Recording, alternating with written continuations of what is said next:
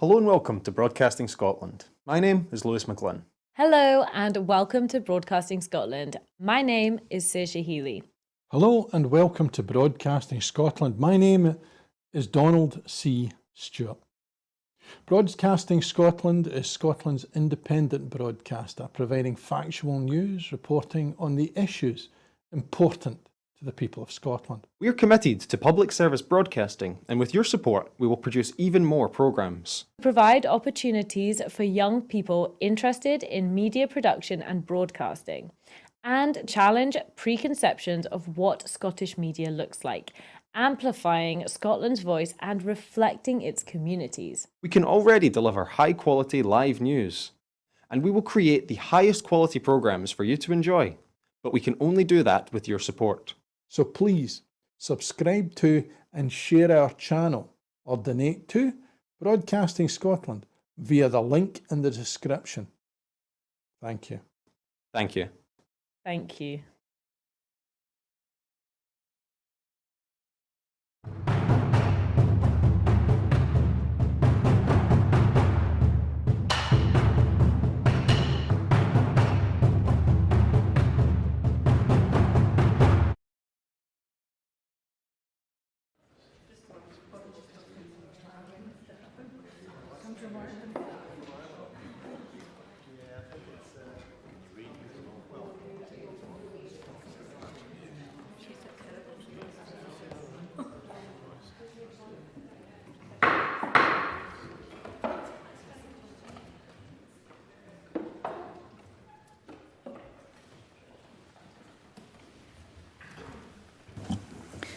Good morning. The first item of business is general questions. And at question number 1, I call Finlay Carson.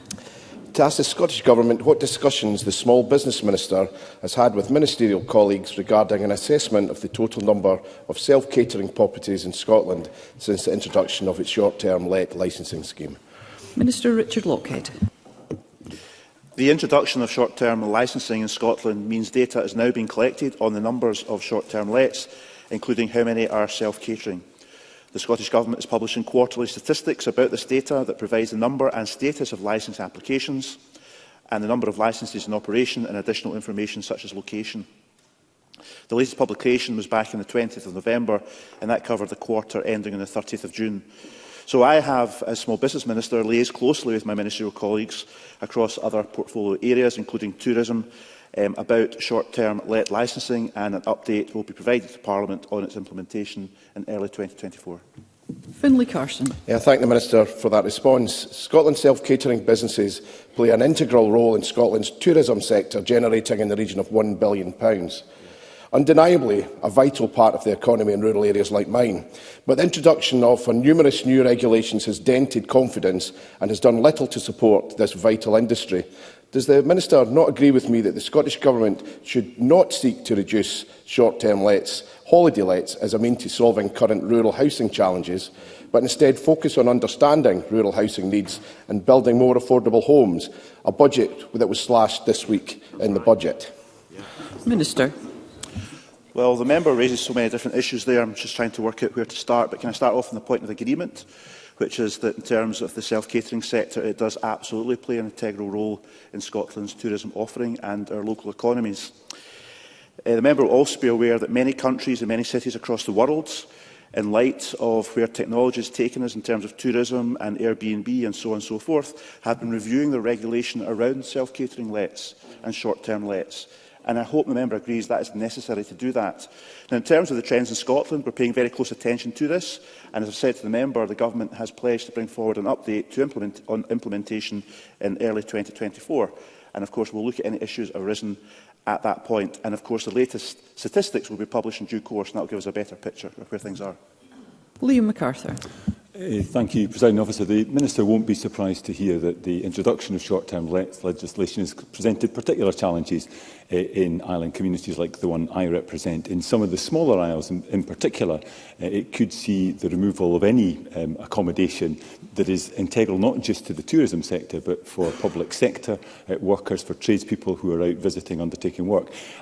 As he takes forward the review that he's talked about in terms of the statistics, will he keep an open mind to the possibility of introducing a degree of extra flexibility for the way in which this legislation operates in our island communities? Minister. I thank Liam MacArthur for raising that point. Of course, I'm looking at this from a small business and tourism perspective. My colleague Paul McLennan, the Housing Minister, will be bringing forward the update and implementation in early 2024 as pledged. And of course, there's a variety of issues again arise from Liam MacArthur's question that affect the island communities in Orkney and his constituency, such as the need to make available more affordable housing. And there's a number of measures been taken by the government in relation to second homes and so on and so forth, to try and address some of these pressures that are affecting our island communities and our rural communities, and that does a knock-on impact for key workers as well. And Paul McLennan and myself held a summit in Pitlochry just last week with a number of businesses and organisations from across the Highlands and Islands and indeed the south of Scotland to discuss the pressure on key worker housing and affordable housing in rural areas and the impact that has for local economies. So I just want to assure Liam MacArthur that these issues are at the top of our agenda. Thank you. Question 2 is not lodged. Question 3, I call Colin Beattie. To ask the Scottish Government whether it will provide an update on the steps that it's taking to tackle loss and damage in marginalised communities. Cabinet Secretary Mary McCallum. Thank you, Presiding Officer, and I thank Colin Beattie for the question, because loss and damage that's being experienced in communities throughout the world is perhaps the single greatest injustice at the heart of the climate crisis. The Scottish Government has now pledged a total of £10 million to addressing loss and damage in climate-vulnerable communities. Our initial pledges have been mobilised in programmes directly in the Pacific, in Bangladesh and in Malawi, and we've now begun work funding, operationalising the funding announced by the First Minister in September, and that in Kenya, Ethiopia, Pakistan and Zambia. All of our programmes, they take a participatory approach, which means that we consult directly with communities and we look to support the most vulnerable people within the most vulnerable communities. Colin Beattie. It's encouraging to see that the Scottish Government is committed to making the Loss and Damage Fund a success and that Scotland has played an important part. Can the Cabinet Secretary say any more about the steps the Scottish Government can take to encourage other countries to commit the finance needed to address this challenge? Thank you, Presiding Officer. Yes, Scotland's membership of international fora such as the Under-2 Coalition, in which we're the European co-chair, and regions, this allows us to both demonstrate the action that we've taken, but also encourage action on loss and damage from our colleagues. In addition to this, through the practical action that we are taking, we've helped to leverage funding from philanthropies, such as the match funding we received from the Open Society Foundation for our non-economic loss and damage programme. Ultimately, Scotland's action at COP26, standing beside the Global South, who've been campaigning on this for 3 decades, and helping to break the impasse on loss and damage, has since seen pledges for this specific issue unlocked to the tune of $700 million. That is to be welcome, Presiding Officer, but when we consider the need and the number of recipients throughout the world, that number has to increase and increase very quickly. Thank you. Question number 4, Liz Smith. To ask the Scottish Government what recent engagement it has had with Scottish mountain rescue teams regarding mountain safety this winter. Minister Marie Todd. Winter in Scotland's hills and mountains offer incredible experiences to enjoy the outdoors and to reap the physical and mental well-being benefits. The Scottish Government continues to engage regularly with the Chair of Scottish Mountain Rescue and with the spokesman for the 3 independent teams at Glencoe, Lochaber and Cairngorm about a range of issues affecting mountain rescue teams across Scotland. We're very supportive of this year's #ThinkWinter campaign, which was recently launched. The campaign encourages people to plan ahead, to think about winter conditions before heading out in the hills, and provides an online resource with links to all of the information needed for exceptional mountain adventures. Liz Smith. Can I thank the Minister and can I also welcome the campaign? Improving accessibility and the use of technology has obviously considerably increased the number of people who are visiting Scotland's mountains, which is a very good thing, but unsurprisingly that has led to an increasing number of emergency call-outs for injured and lost walkers. It was 698 in 2021 and 709 in 2022, and alarmingly that's about a 30% increase on pre-pandemic levels. So can I ask what the Scottish Government is doing to ensure the sustainability of the service and to support its members, most of whom are volunteers, of course, so that they can continue to provide their life-saving service? Minister. So, firstly, let me agree with Liz Smith. It is a life-saving service provided largely by volunteers with a passion for the mountains, and for that I'm grateful. They also help us with critical incidents, so we're crucial in the response to storms recently in the east of our country. So, a really incredible service. In order to support them, we give them an annual grant of $312,000 to Scottish Mountain Rescue. Sport Scotland invests over $2 million into the safety of mountain users. That includes approximately 1.5 or 1635000 for Glenmore Lodge, and some 379,000 for the Sport Scotland Avalanche Information Service. We do also help to coordinate with all of the interested stakeholders. So it's not just the mountain rescue teams. There are a number of interested stakeholders. And as you say, there's been a rise in people enjoying our mountains, from mountain biking to skiing, and we are keen to support that to happen safely. Thank you. Question 5 has been withdrawn and question 6 is not lodged. Therefore, we move on to question 7 and I call Colette Stevenson. Thank you, Presiding Officer. To ask the Scottish Government how its budget will affect East Kilbride. Cabinet Secretary Shona Robertson.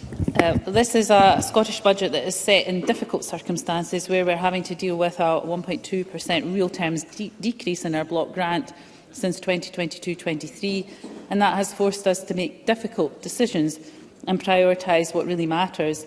East Kilbride communities will benefit from the increased investment in the NHS, from the additional £1 billion we're investing in social security benefits, the increased funding for our police and fire services, and from record funding to local government, a 6% increase from last year's budget, including additional investment to fund a council tax freeze. These are the choices we've made to support people and public services across Scotland. Colette Stevenson.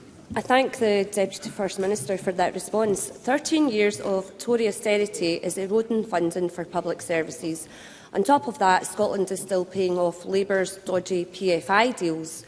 This includes Hairmyres Hospital in East Kilbride, which cost £68 million to build over 20 years ago. But the PFI debt is £28.7 million this year and £29 million next year, with a total repayment exceeding £700 million. Let's hear Ms Stevenson. In the face of these budget constraints caused by the Labour and Conservative parties, can the Deputy First Minister set out the benefits of the SNP government's progressive income tax policies, including for spending on vital public services like our NHS? Cabinet Secretary. Thank you. Can I say to Colette Stevenson, in stark contrast to the opposition... Members, let's hear one another. I don't know, they don't like to hear it, Presiding Officer. In stark contrast to opposition parties, this government is fully committed to the principle of progressive taxation and continuing to support our social contract with the people of Scotland. The Scottish Fiscal Commission have estimated that our income tax policy choices since devolution will raise roughly an additional £1.5 billion in 2024-25 compared to if we had matched UK government policy. And as a result of our progressive approach, we can continue to provide a wide range of services and social security payments not provided elsewhere in the UK, such as our flagship Scottish Child Payment, free prescriptions and free higher education, benefiting our society and people across the country. Graham Simpson. Thank you. Strathclyde Partnership for Transport works across the region, including East Kilbride, and the Deputy First Minister has just slashed its General Capital Support Grant to nothing. That funds engineering works, bus station works, bus stops and shelters, bus infrastructure, decarbonisation of fleet, and supports councils to deliver active travel. Does the Deputy First Minister agree with SBT Chair and SNP Councillor Stephen Dornan when he says this is completely unacceptable? Cabinet Secretary. Oh, I think Graham Simpson comes here with crocodile tears when his government has cut capital funding by 10% over the next 5 years. If Graham Simpson actually cared about our infrastructure, then he would be making representations to his own Tory government about such cuts. So we've had to take difficult decisions. And what we have done in making those decisions have taken into account the reserves held by organisations like SPT. So we will continue to work with organisations, but where they have reserves, that of course is taken into account in the budget decisions that we have made. Annabel Ewing. Thank you, Presiding Officer. Given the reference by the Cabinet Secretary herself to the general impacts of the budget and taking into account the proposed increase in the capital budget for health, can the Cabinet Secretary confirm that a new medical centre for Lochgelly was in fact promised by the Scottish Government way back in 2011? And surely, therefore, the Cabinet Secretary must agree with my constituents that it should be Lochgelly's turn now. Cabinet Secretary. What I can say to Annabel Ewing is that, of course, our investment in health services, both in terms of infrastructure and frontline services, is of key importance. I said in response to questions in the budget statement on Tuesday that I would be coming back in the spring to set out our investment pipeline based on those priorities, but also taking into account the capital cuts from the UK Government that will have an impact on infrastructure. But I'm happy to continue to engage with Annabel Ewing to make sure that I update her in due course on the particular facility that she referred to. Thank you. Question number 8, Evelyn Tweed. To ask the Scottish Government what discussions it has had with Scott Gold Resources Limited regarding any support that can be provided to employees who may lose their jobs at its Clononish gold mine near Tyndrum, in light of the reported announcement that the company has gone into administration. Richard Lockhead. Thank you. Minister. Following a petition to wind up, as it's referred to, the Scottish Government's Partnership Action for Continuing Employment, known as the PACE team, contacted Scott Gold Resources Limited to offer pay support for any employees who may be facing redundancy. Through providing skills development and employability support, PACE aims to minimise the time individuals affected by redundancy are out of work. The owners appointed administrators Pitcher Partners in Australia, whom our PACE team also contacted. PACE stands ready to support workers in this and other redundancy situations, and the service can be accessed through SDS online services offer and at SDS centres, that's Skills Development Scotland, for anyone looking for redundancy-related advice. Evelyn Tweed. I have been contacted by an employee of Scott Gold Resources who, despite being told they are entitled to resign and claim redundancy, has not been paid. What actions can these 80 employees take to ensure they do receive the remuneration they are entitled to? Minister. Well, I think we want to agree at the outset that the Scottish Government, of course, wants everyone made redundant to receive all monies owed to them, and I hope that situation is resolved as soon as possible. However, this is a matter for the administrator. Responsibility for dealing with employee claims in insolvency is reserved to the UK Government and is dealt with by the Redundancy Payments Service. If the employer is no longer trading but has not registered as insolvent, individuals might be able to either make a claim to an employment tribunal or contact the Redundancy Payment Service if your employer registers as insolvent later in the process. Individuals can access free advice on their options through the ACAS helpline as well. Thank you. That concludes general questions, and I suspend this meeting until noon.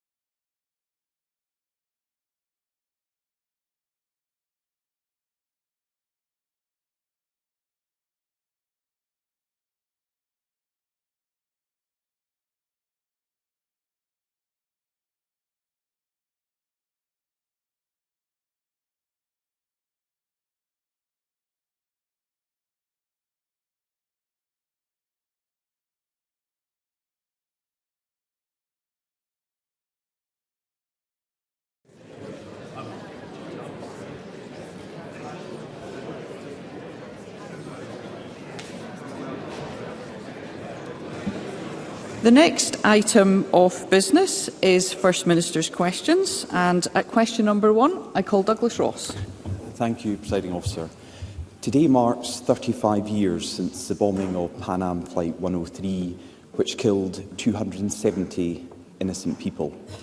My thoughts and prayers, and I'm sure those of the whole Chamber, are with their families, friends, and those in the Lockerbie community itself who fell victim to this senseless act of terror.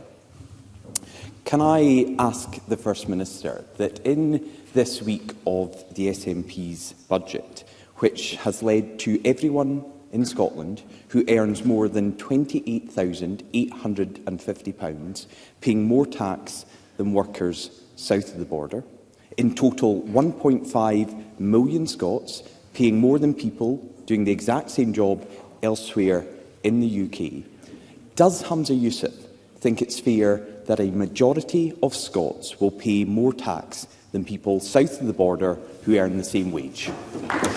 First Minister.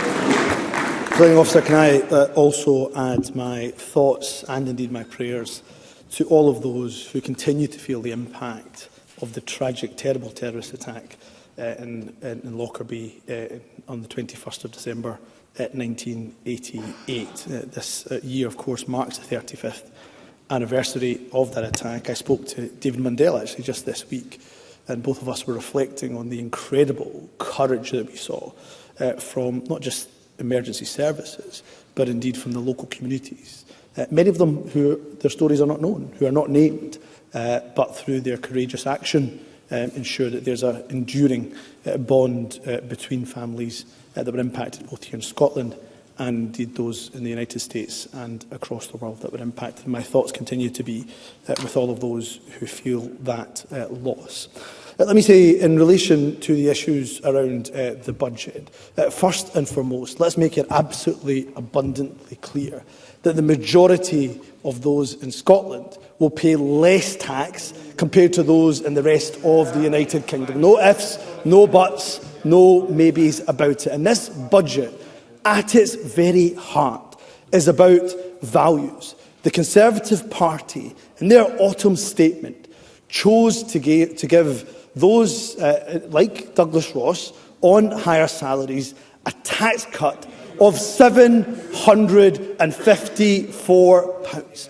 In contrast, we're asking the top 5% of highest earners, like Douglas Ross, to pay a little more in tax. And by doing so, we're able to give our NHS over £500 million of an uplift. A real terms increase to our NHS, where, of course, the Conservative Party have cut funding for NHS in England. So, yes, we will prioritise an uplift to the NHS. We'll prioritise an uplift to education. We'll prioritise an uplift to police and to fire. And, of course, it is the Conservatives who prioritise a tax cut to the wealthiest, like Douglas Ross. Those are not values that I believe in. They're not the values that I believe Scotland believes in either. Douglas Ross.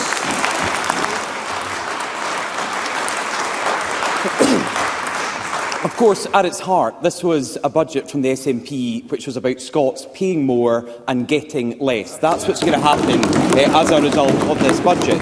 And these SNP tax hikes on Scottish workers will damage our economy and risks forcing highly skilled, valuable workers out of Scotland. Ian Kennedy, well, the First Minister is saying not true. He's repeating it. He's saying not true. So let's read to the First Minister what Ian Kennedy, the chairman of the British Medical Association Scotland, said.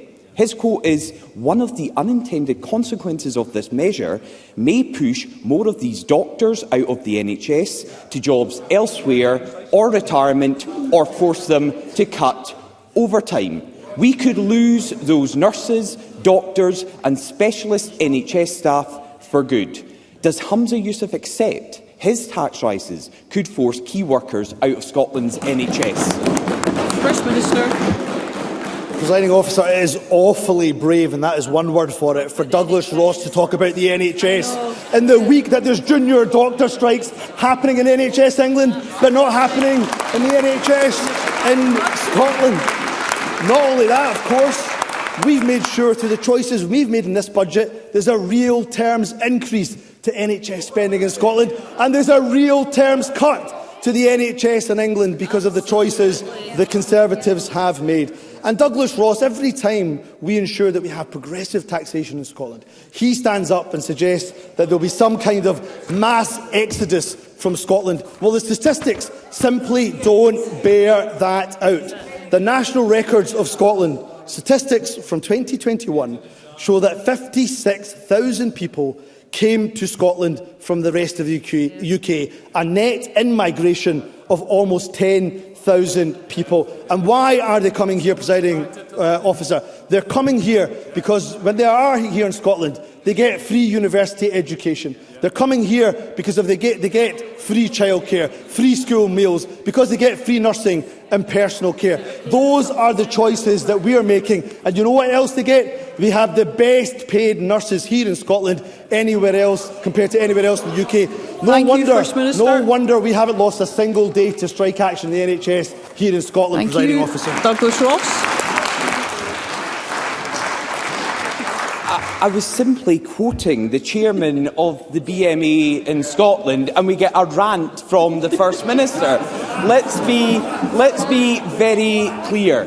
The UK Government is providing the highest ever level of funding to the Scottish Government. Now, tight budgets are purely the SNP's fault for wasting taxpayers' money. Well, they laugh.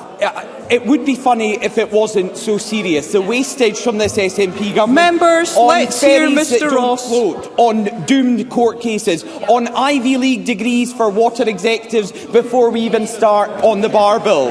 And as a consequence of SNP decisions, shops, pubs and hotels here in Scotland won't get the same rates relief as businesses in England and Wales. The Deputy First Minister is trying to shout down my question about hospitality. Mr. Ross,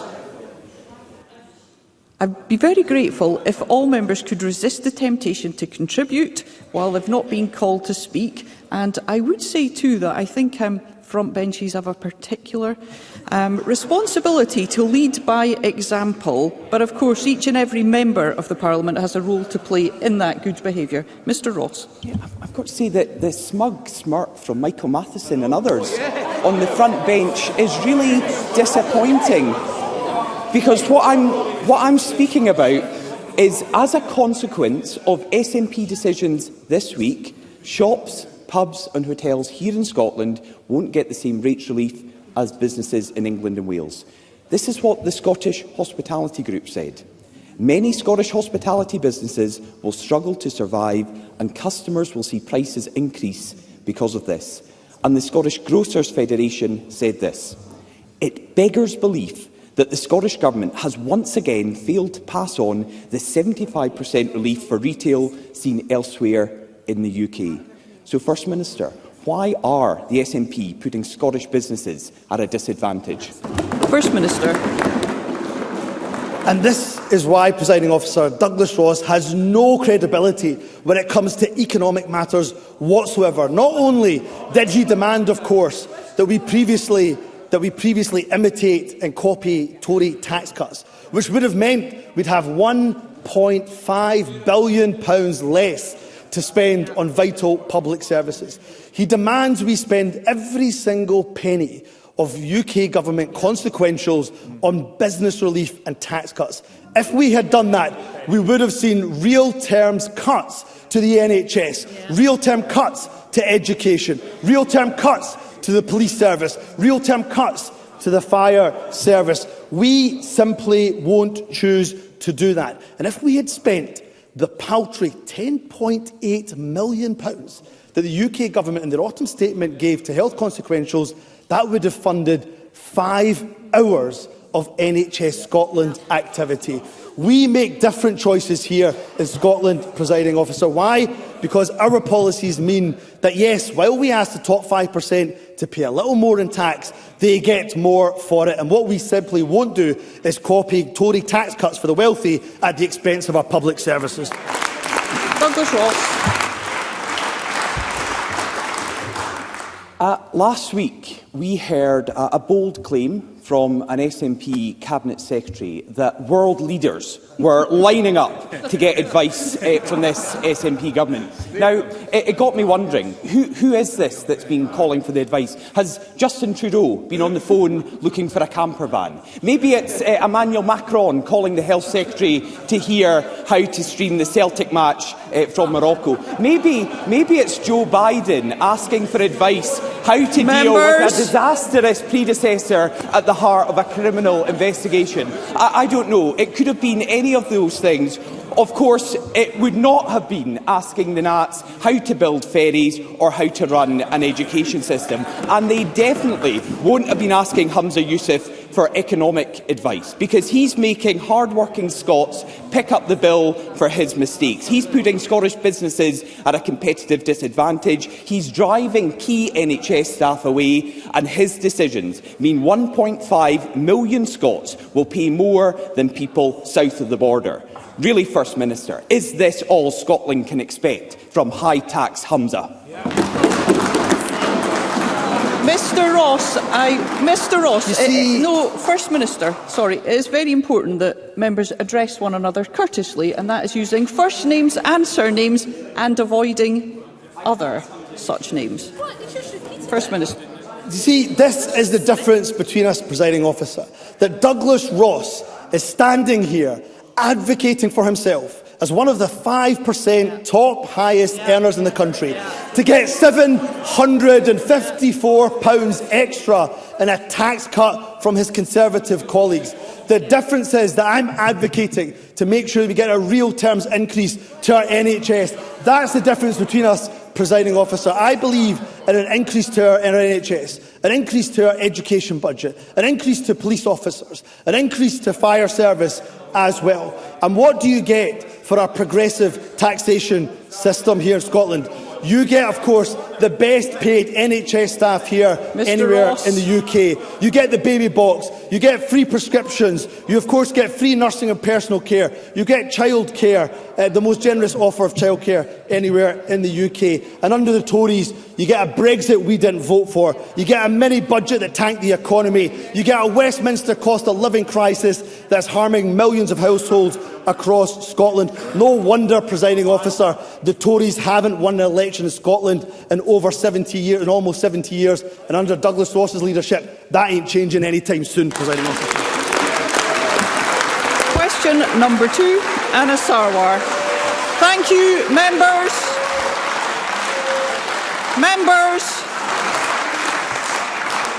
Members, I do not want to be shouting into a void, and I would be grateful that you carry yourselves with courtesy and respect. We have many members who wish to put a question today. Question number 2, I call Anna Sarwar. I'd like to extend my deepest sympathies to the families of those who lost loved ones in the Lockerbie tragedy 35 years ago. My thoughts are with all those both in the emergency services and the local community whose bravery and resilience after the event touched us all. And today we take time to remember everyone affected by this tragedy. And as we break for the Christmas recess, I would like to take this opportunity to thank all the staff of the Parliament for their hard work throughout the year, and to wish you, all members across the Chamber, all the staff across the Parliament, and of course the people of Scotland, a very Merry Christmas. Presiding Officer, this year started with Humza Yousaf as Health Secretary, and throughout the year, things in our NHS have got worse, not better. Over 425,000 patients waited more than 4 hours at A&E this year. Almost 55,000 of them were there for over 12 hours. And at the start of the year, 767,938 people were on an NHS waiting list. Now that stands at 828,398. First Minister, why is it that everything you touch breaks? First Minister. Presiding Officer, you know Anna Sarwar loses the argument when he goes for the personal attacks, which is what he does regularly and very often. Let me give Anna Sarwar some of the statistics, of course.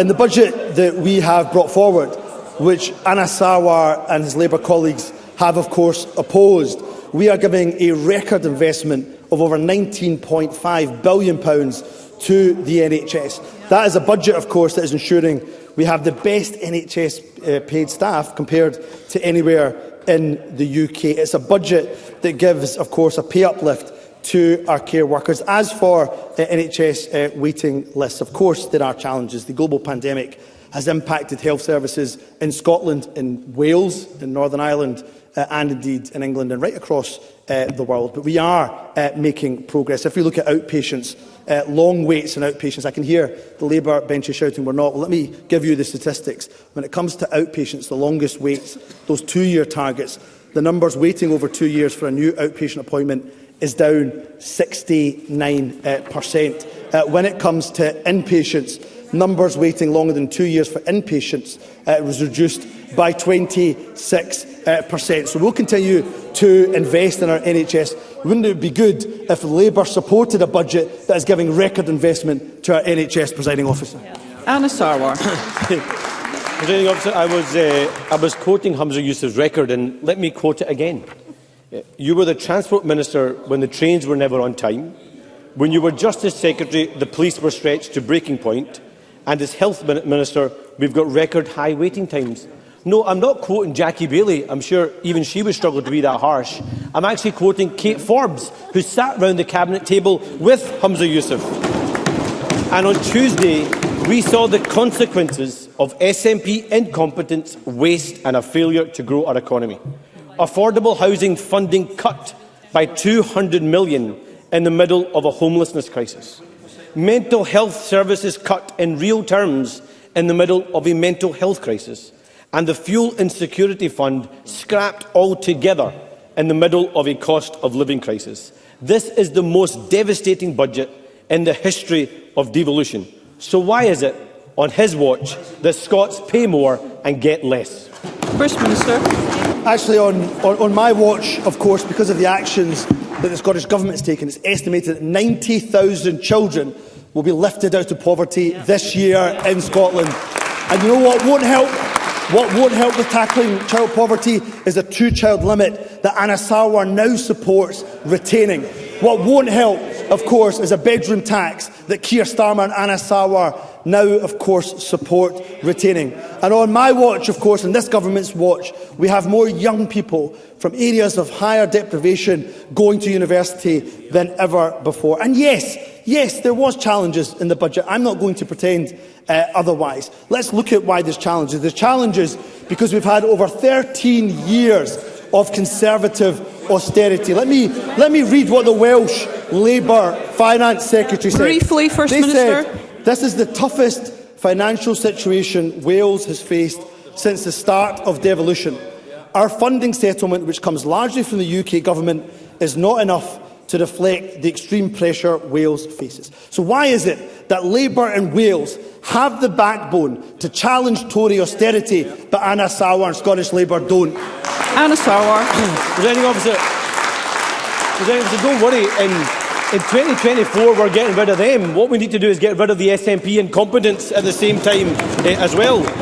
Because I'm surprised he didn't talk about his so-called progressive tax rise, which is going to raise £82 million.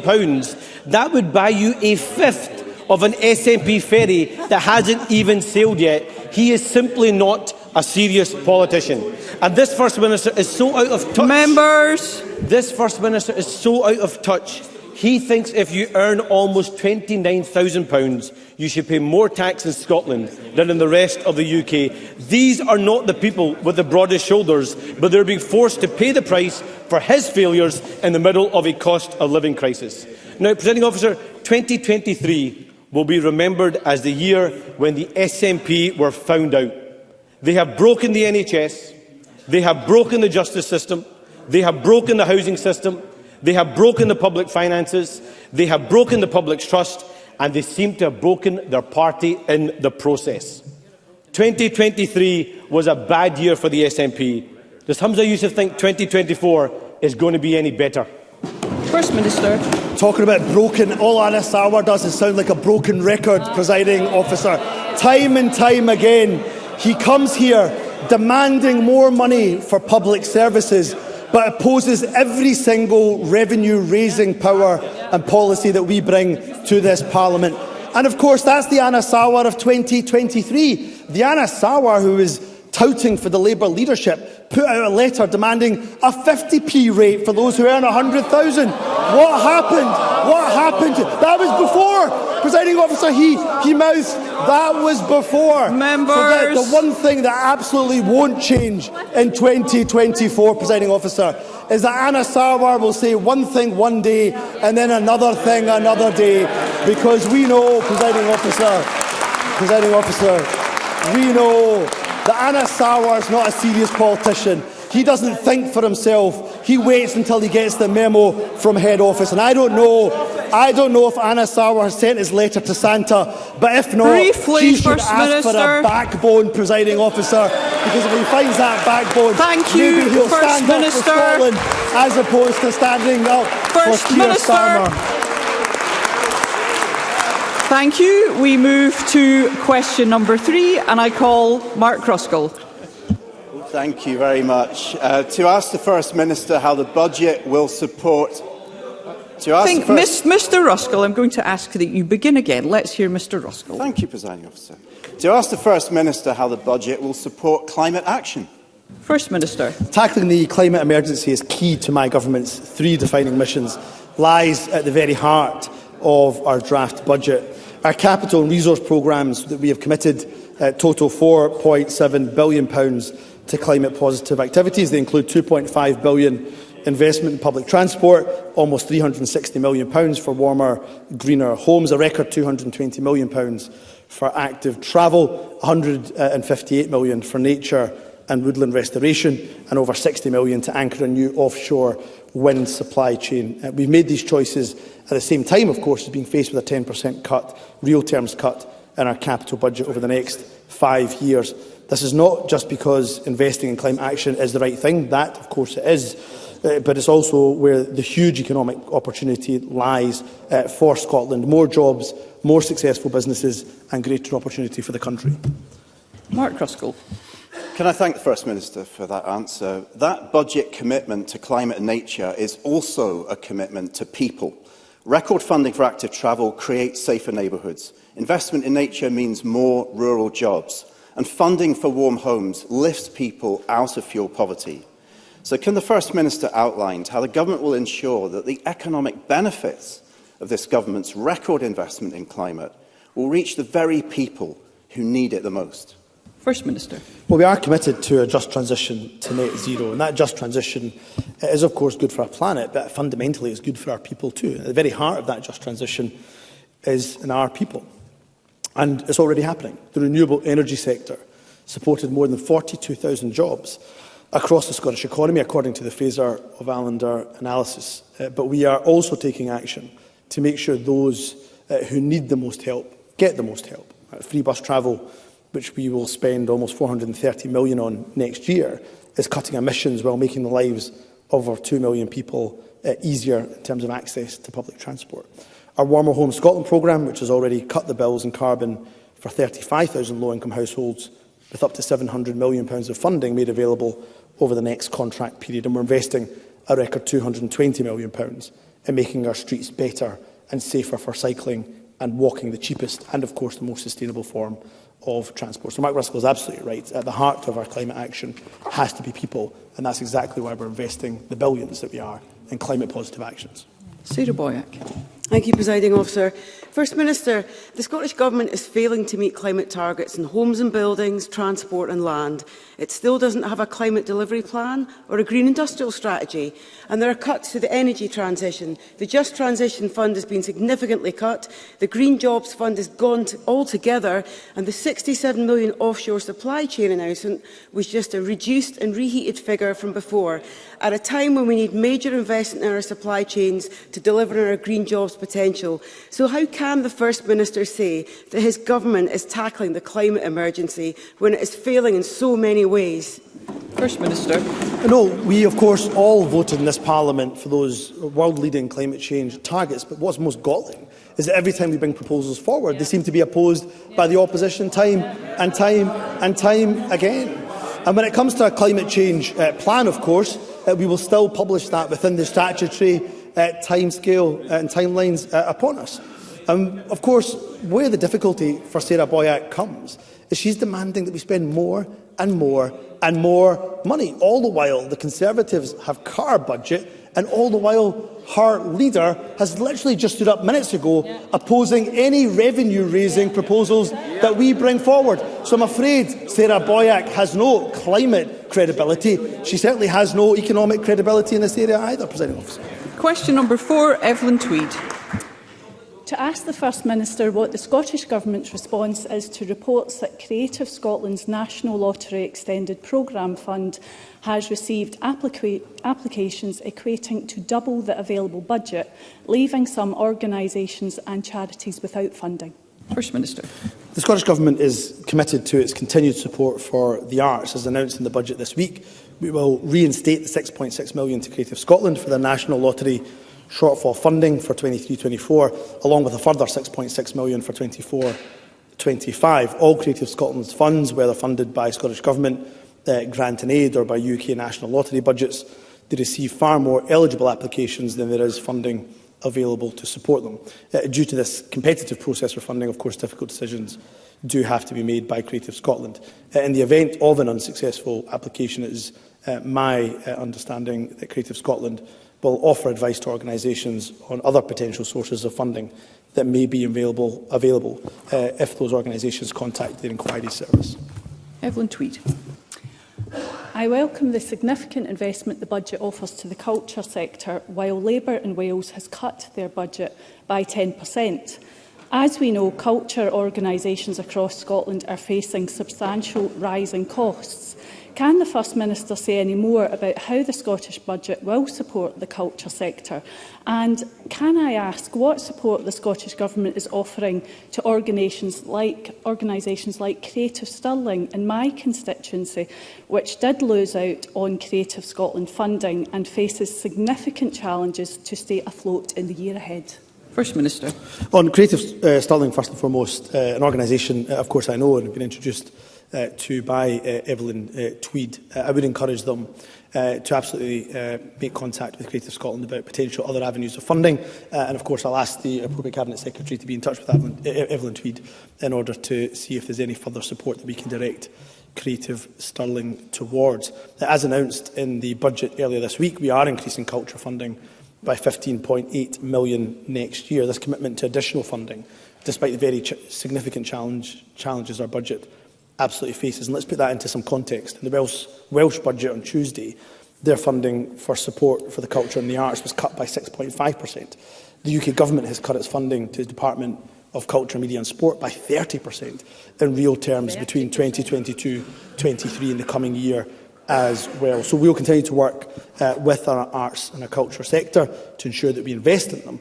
But where we can, of course, those that miss out on funding, we're always happy to provide feedback, assistance in order to see how better we can support them. Question number 5, Jamie Green. Thank you, Presiding Officer. To ask the First Minister how the Scottish Government can promote and assist organisations that tackle loneliness, isolation and self-harm over the festive period. First Minister. Christmas, as we all know, can be an exceptionally difficult time. People can have money worries, loneliness, grief, just a few of the issues that people are confronted with during the festive season. That's why we have launched new content on our mental wellbeing website, Mind to Mind, to support people who may well be struggling at this time of year. This will be supported by a public campaign over the festive period, online and in community settings, including restaurants and supermarkets. Since 2021, we've invested £51 million in our community's mental health and wellbeing fund for adults, with 3,300 grants being made to local organisations across Scotland to tackle social isolation.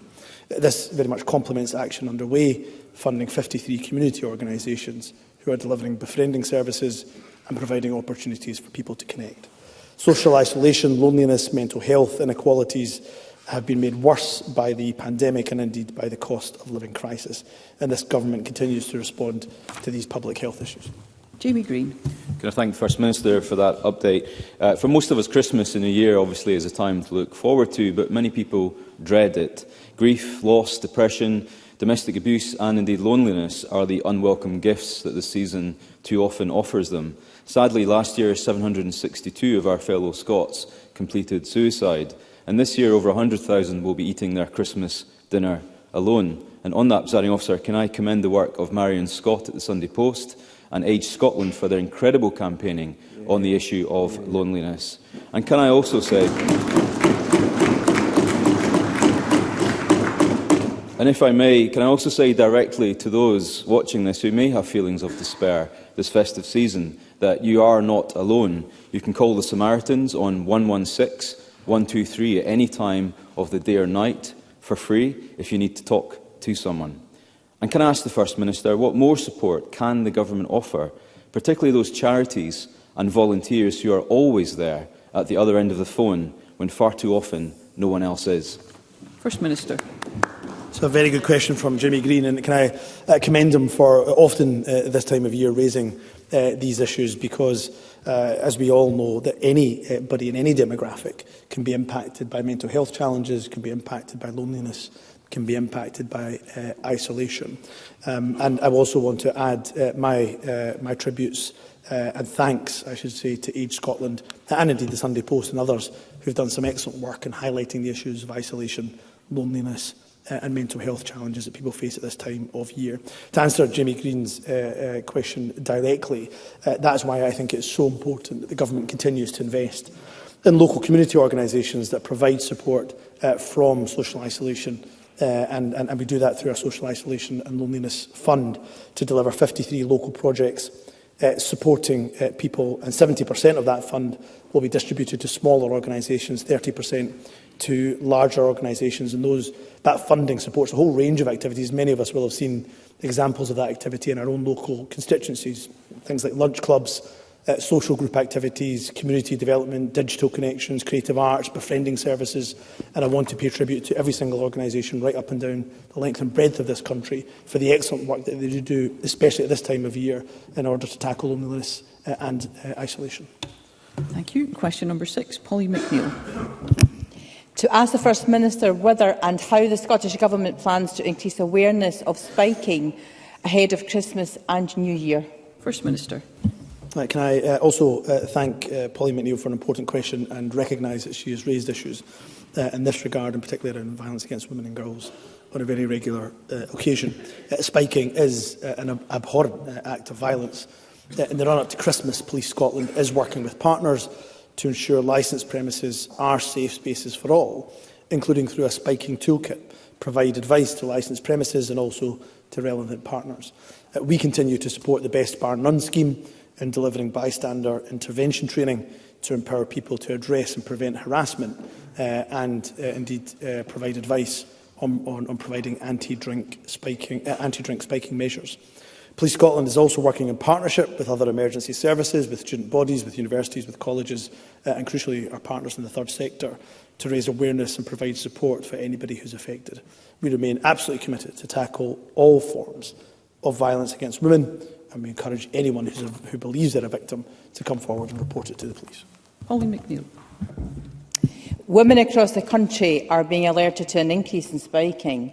And in 2021, worryingly, we started seeing cases of spiking by injection, the most commonly used drugs being GHB, Rohypnol and ketamine. It constitutes the crime of drugging under the common law in Scotland or can be a statutory crime under the Sexual Offences Act. And as the First Minister has already identified, it's mainly women who are targeted, but not exclusively. The key characteristics of the drugs are that they're odourless, tasteless and colourless and can affect your memory. It can make it difficult to report those crimes. There are great campaigns, as the First Minister has already outlined, of Your Spite, but I believe prevention must be central to the strategy. Does the First Minister agree it's vitally important to continue to have discussions with the nighttime industry, who are already alert to this? It's currently not recorded as a category of crime under the Scottish Government statistics. No wonder the First Minister thought we should do that. But does he agree with Don Fife of Glasgow-based Wise Women, who asked that women remain vigilant, especially over the Christmas period? First Minister. I do agree with all of that, and I'm more than happy for the Justice Secretary to look at the issue around how that crime is recorded and have that conversation with Police Scotland. I mean, the heart of Polly McNeill's question, she is absolutely right. Prevention is far better than cure. And it's so important that we recognise that the majority, the disproportionate impact of spiking does, I'm afraid, impact and affect women. And therefore, the work that we are doing to address violence against women and girls, that preventative work we're doing with boys, with men, to not just change their behaviour, but call out unacceptable behaviours, is something that I'm absolutely committed to. So I'm more than happy to ensure that we work closely with Polly McNeill on these issues, but I agree with her wholeheartedly that we should do more to ensure that there's a greater awareness of spiking, particularly at this time of year. Russell Finlay. Thank you, President Officer. The First Minister says he takes spiking seriously. His spiking round table was due to meet in October, ahead of this year's crucial festive party season. But to the dismay of campaigners and victims, it was cancelled. So while UK ministers are taking action to protect victims, complacent SNP ministers are doing precisely nothing. So can the First Minister tell spiking victims and campaigners when the round table will next meet? First Minister. I have to say I will not be the only one that will be extremely disappointed in the tone of Russell Finlay's question, because there should be a genuine understanding here that for all of our political differences, and I have many political differences with Russell Finlay, he should not be suggesting that anybody in this chamber does not take spiking seriously. We all take spiking seriously. That's why we have taken a number of actions, worked with a number of partners and supported a number of initiatives in this regards. We will, of course, continue to work with anybody, not just Conservative members in this chamber, but of course with the UK Government on any criminal offence that they are looking to bring forward. We don't believe there's a need necessarily to create a separate criminal offence of spiking, because it is covered, as Polly McNeill said, through statutory offences at the moment. But I would say to Russell Finlay, I'm more than happy for the Justice Secretary to write to him in detail about the actions we are taking to tackle spiking here in Scotland. We move to constituency and general supplementaries, and I call Bob Doris. Presiding Officer, Bed Start Foods provides food support to families with young children under 3 and is more generous and has a higher uptake than its equivalent scheme in England. However, the Scottish Government recently reported that some families have unused credits of over £600 on their accounts or had not activated their Best Start Food cards. Does the First Minister agree with me that, with the scheme opening to an additional 20,000 people in 2024, that it is vital that this support is fully used? And will he meet with me to discuss with myself and the Scottish Pantry Network to discuss a potential pilot project which could see food pantries, including those in my constituency, become strategic partners to support uptake and ensure healthy food is accessible and affordable to low-income families? First Minister. Of course, the Scottish Government would be more than happy to meet with Bob Doris, the Scottish Pantry Network, as well, because the points that are made by Bob Doris are incredibly important. I'm very, very pleased that we are expanding eligibility for Best Start Foods in February, so that a further 20,000 people will benefit. I was pleased to be able to make that announcement earlier this year. And while estimated take-up for 22-23 is 92%, some people have not activated or indeed have stopped using their card. Social Security Scotland are contacting them to remind them that the money is theirs and encourage them to use it. The card can be used at food pantries, and in addition to funding being provided to the network by the Scottish Government, Social Security Scotland works closely with the Scottish Pantry Network, offering drop-in services and appointments to support people to apply for benefits. The Cabinet Secretary for Social Justice, as I say, would of course be more than interested to hear about what the network could do to promote Best Start Foods. Graham Simpson. Thank you. The First Minister's gift to hard-pressed rail passengers was the announcement of a near 9% increase in fares. And that's way above the current level of inflation. Now, at a time when we should be doing all we can to encourage more people to use the trains, why is the First Minister doing the opposite? First Minister. Well, again, of course, this is the government that has abolished and scrapped peak rail fares in terms of our pilot at the moment.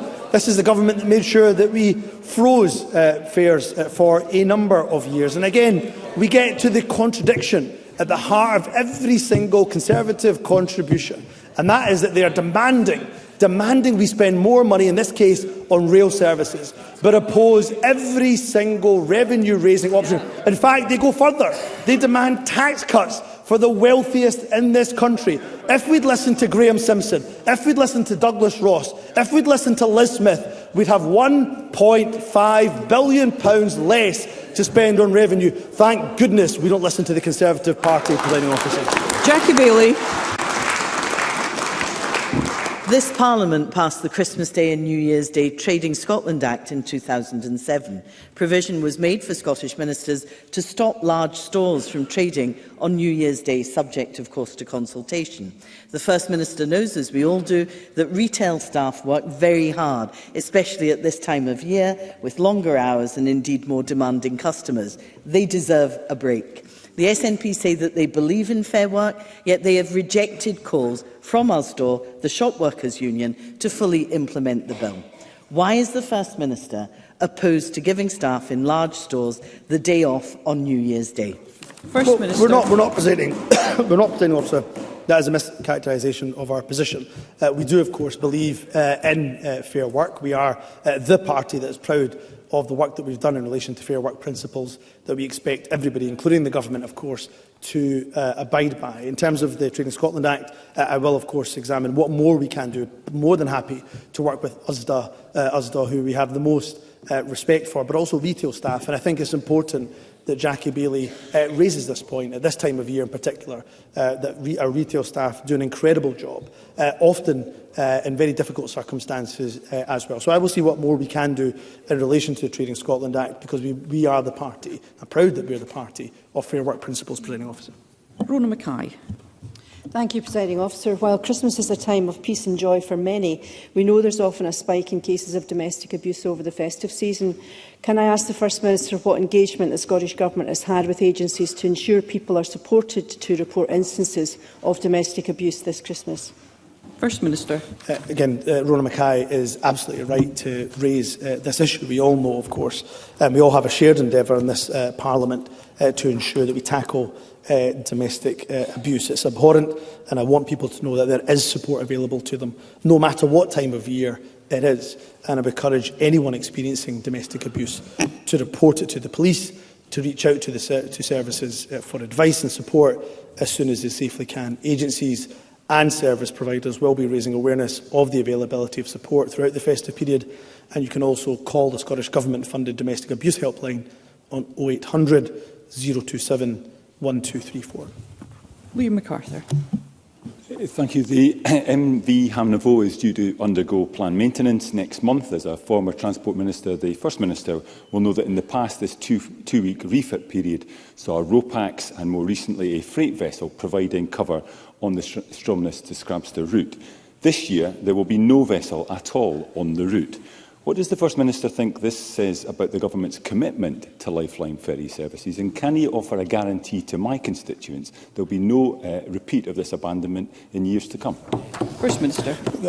We take our obligations, of course, seriously to our island communities, and the budget is undoubtedly a demonstration of that. I'm more than happy to have a discussion with the Cabinet Secretary, for the Cabinet Secretary and the Minister for Transport to write to Liam MacArthur about what options there are potentially around the Stromness to Scrabster route. I know this is an incredibly important lifeline route, and of course any mitigations that we can feasibly put in place, we absolutely will put in place when, of course, the Hamnavoe goes for its two-week refit. Audrey Nicholl. Thank you. I welcome the significant investment of £66.9 million that the Scottish Government has announced in the offshore wind supply chain as part of this week's budget. So in light of the recent Fraser of Allender Institute report on renewable jobs, can the First Minister outline his Government's commitment to growing the green sector in Scotland as part of our journey to net zero? First Minister. I warmly welcome the study from the Fraser of Allender Institute. It shows that the renewable energy sector supported more than 42,000 jobs across the Scottish economy and generated over £10.1 billion of output in 2021. This report provides further evidence that Scotland is leading the way in delivering a green jobs revolution, unlocking the huge potential that our energy transition presents. And as I've already mentioned, I think in a response to Mark Ruskell, it's worth putting again on record that the just transition to net zero is not just a moral imperative. Of that, of course, it absolutely is. It is a huge economic opportunity for Scotland, and one that we are absolutely ready to capitalise on. And that's why the budget, of course, was so important in terms of increased investment to allow to ensure that we have supply chains anchored here in Scotland. And Maggie Chapman. Thank you. It was reported yesterday that Amty Power, a battery manufacturer, has entered administration. Plans for a £190 million mega factory in Dundee, which could create 215 jobs on site and 800 more in the supply chain, have been scrapped. It's a huge blow to our economy and our just transition to net zero ambitions. What can the First Minister do to provide assurances to current employees, and how can we ensure we get the manufacturing facilities for the just transition we need in the North East? First Minister. Well, I was very, very concerned to learn recently that Amty Power has entered into administration. This will be a very difficult time for the company's staff, their families, particularly at this time of year. The people affected by the decisions are our immediate priority, and the Scottish Government will do everything in our power to help those who have been affected through our initiative for responding to redundancy situations, partnership action for continuing employment pace. I understand the appointed administrator, FRP, will continue to look for a positive outcome for the Thurso operation in particular. The region has a track record in innovative battery research, development and manufacturing spanning 20 years, and every step will be taken to build on the existing capabilities and associated supply chain. That concludes First Minister's questions. There will be a short suspension now to allow those leaving. Point of order, Kenneth Gibson. Presiding Officer, this week both the First Minister and Deputy First Minister have repeatedly said that the UK Government will cut Scotland's capital budget by 10% over the next 5 years. But the Scottish Fiscal Commission, in evidence to the Finance Committee, has made it clear that that cut will be 20% to Scotland's budget over the next 5 years. So will the First Minister and the Deputy First Minister now confirm that the cuts to Scotland's capital budget imposed by the UK Tories will in fact be much deeper than they've indicated? Mr Gibson, I am sure at this point in your parliamentary career you are aware that that is not a point of order. Therefore, we will be moving on momentarily to the next item of business. Thank you. And I suspend this meeting.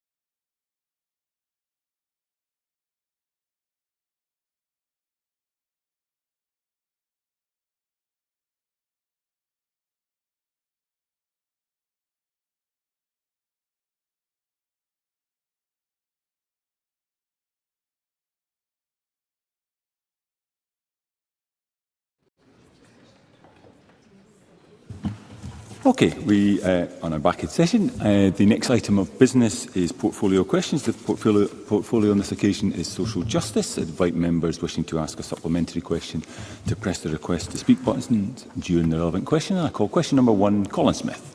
Thank you, Presiding Officer. To ask the Scottish Government what its response is to data from National Records of Scotland showing a rise in homelessness-related deaths since 2017. Minister Paul McLennan.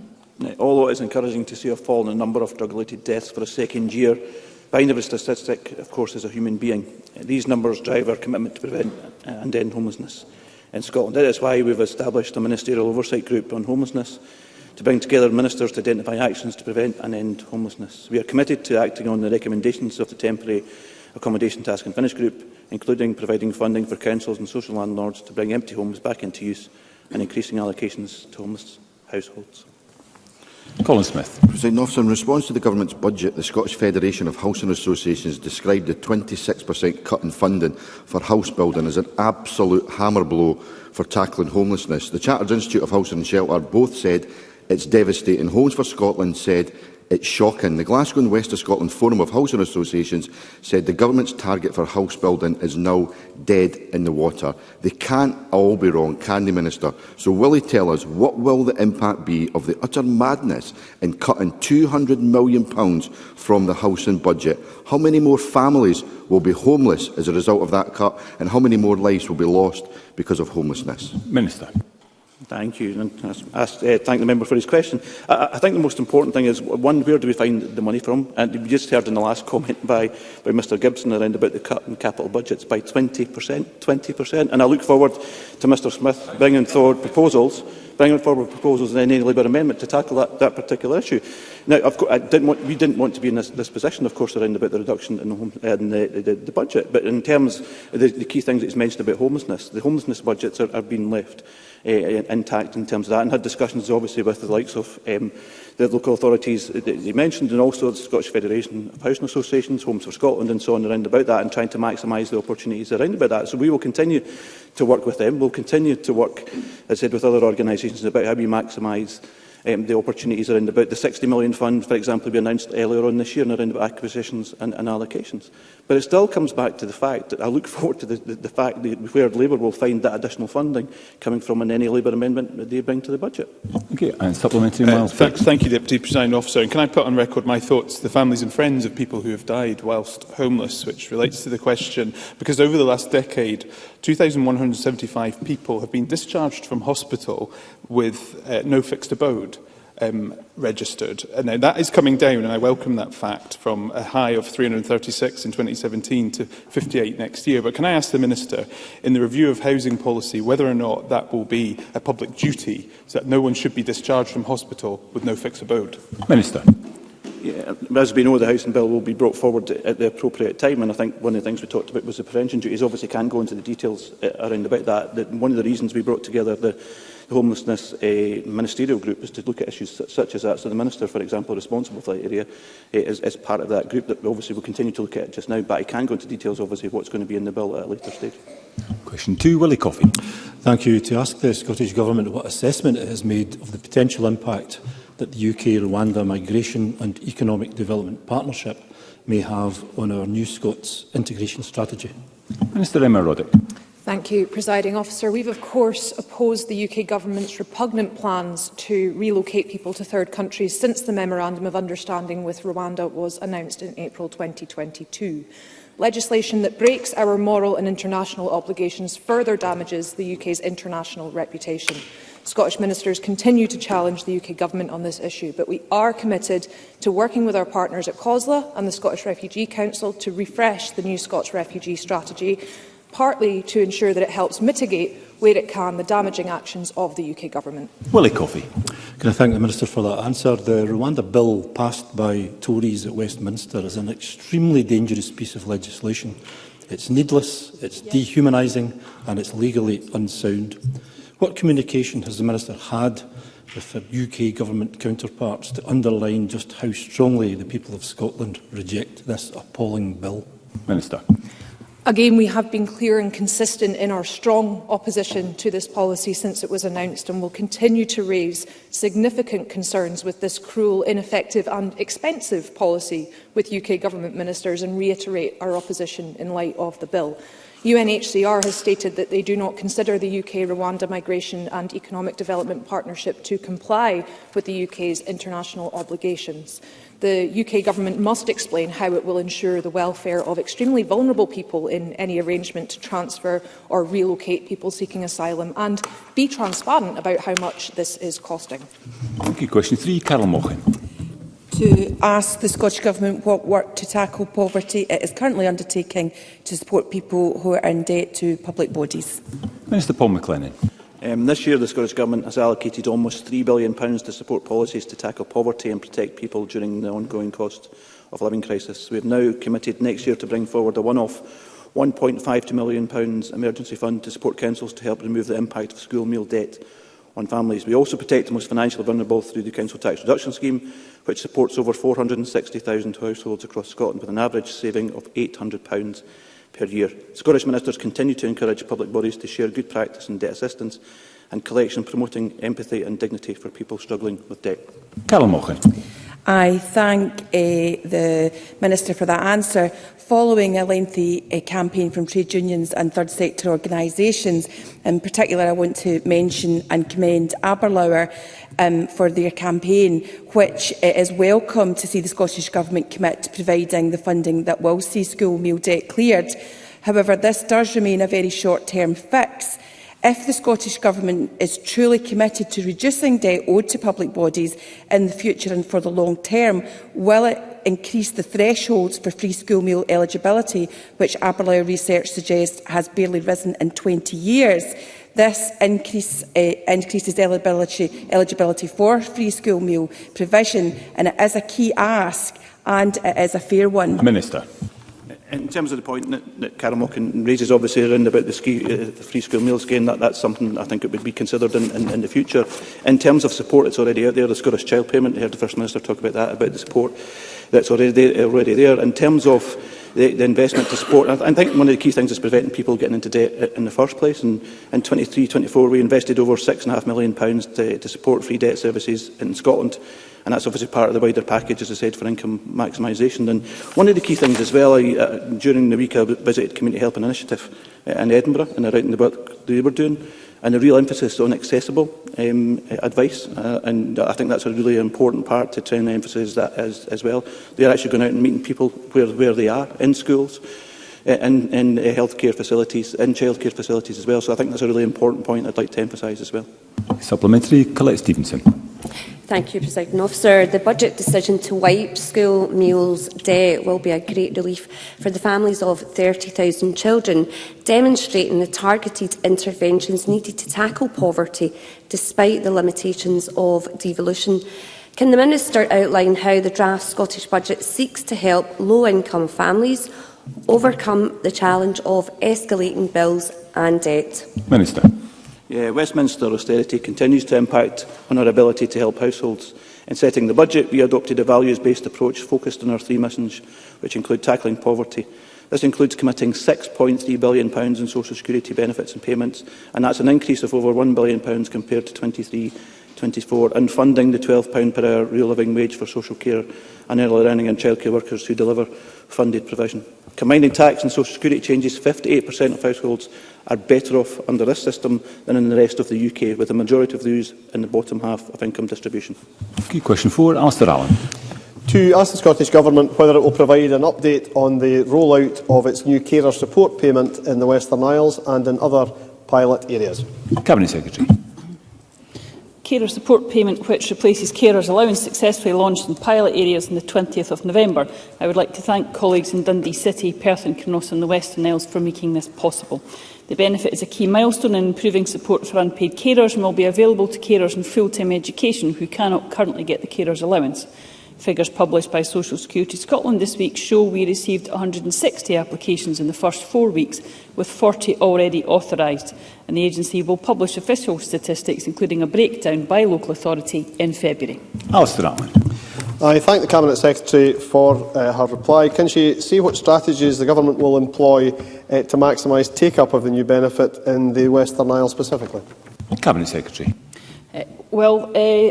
The member raises a very important point about benefit take-up, and that's exactly why Scotland, unlike the rest of the UK, has a benefit take-up strategy. The member will be well aware, I'm sure he's already had discussions and meetings with Social Security Scotland's local delivery network, again a unique service in Scotland, to ensure that agency staff are going out to work with the third sector and to work with people directly to be able to support them in their applications. And I think that's a very important work that we can do locally, as well as the usual marketing campaigns that are ongoing in local pilot areas. Question 5, Kevin Stewart.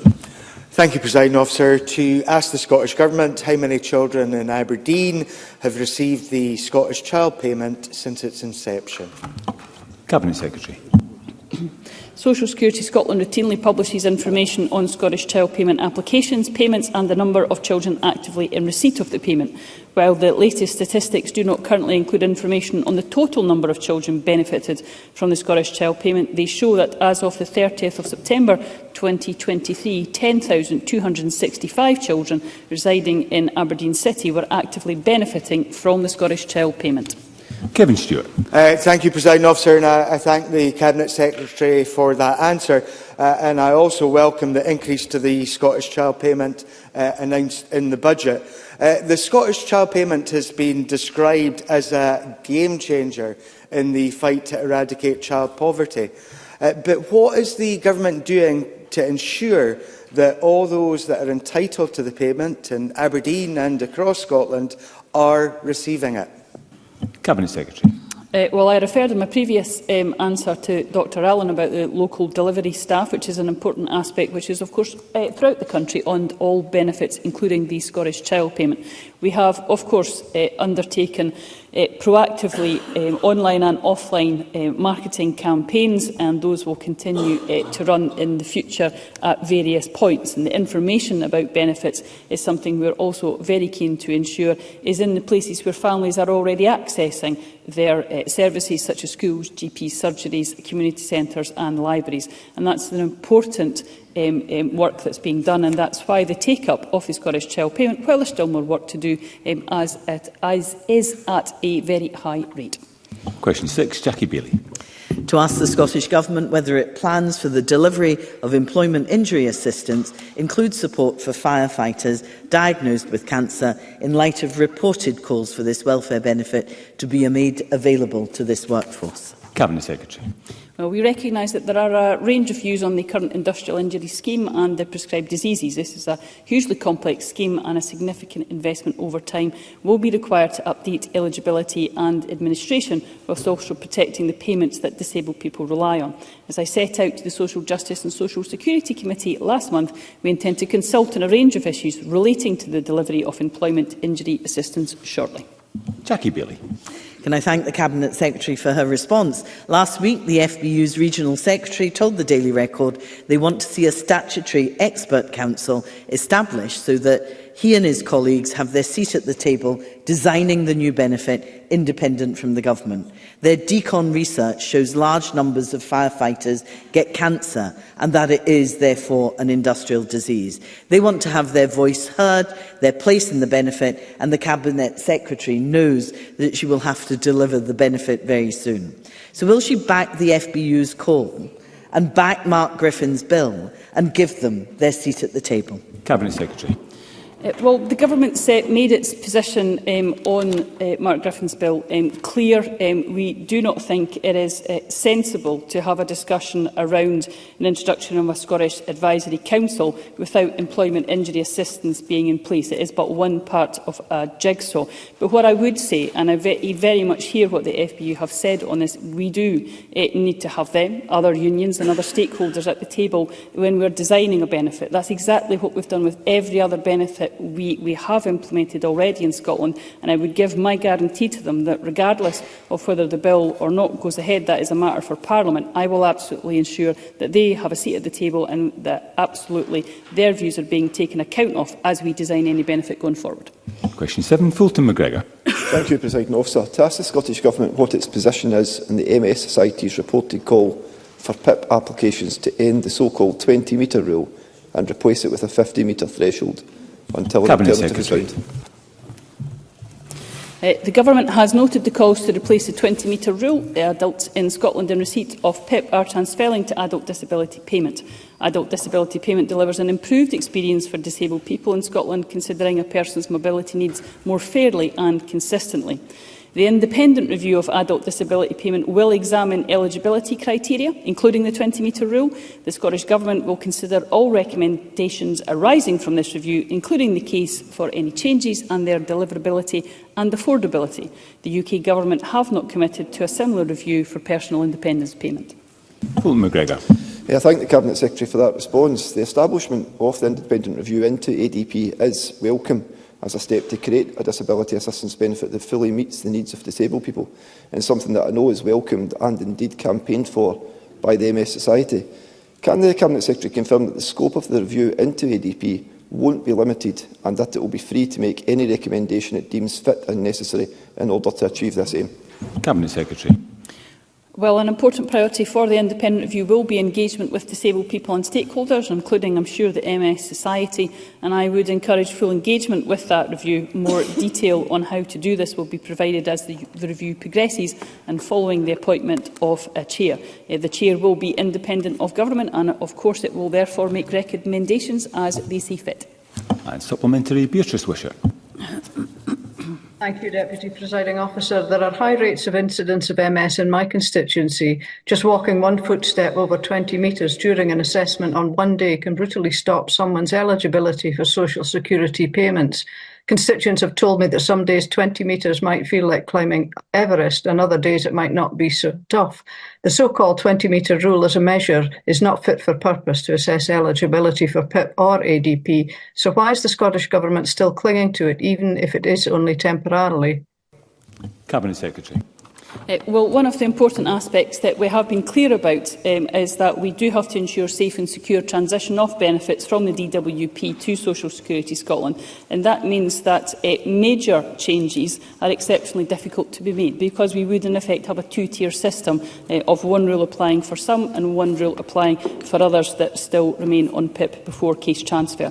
Once safe and secure transition is complete, we will of course look to see whether further changes can be made. But I would stress to Beatrice Wisher that we will have to look at, yes, the experience of others, and yes, how we can improve things, but we also have to look at the affordability of these items as well. And question 8, Alexander Stewart. Thank you, Presiding Officer. To ask the Scottish Government what discussion the Housing Minister has had with ministerial colleagues regarding any impact on the availability of housing through the private rented sector of its energy efficiency reforms. Minister Patrick Harvey.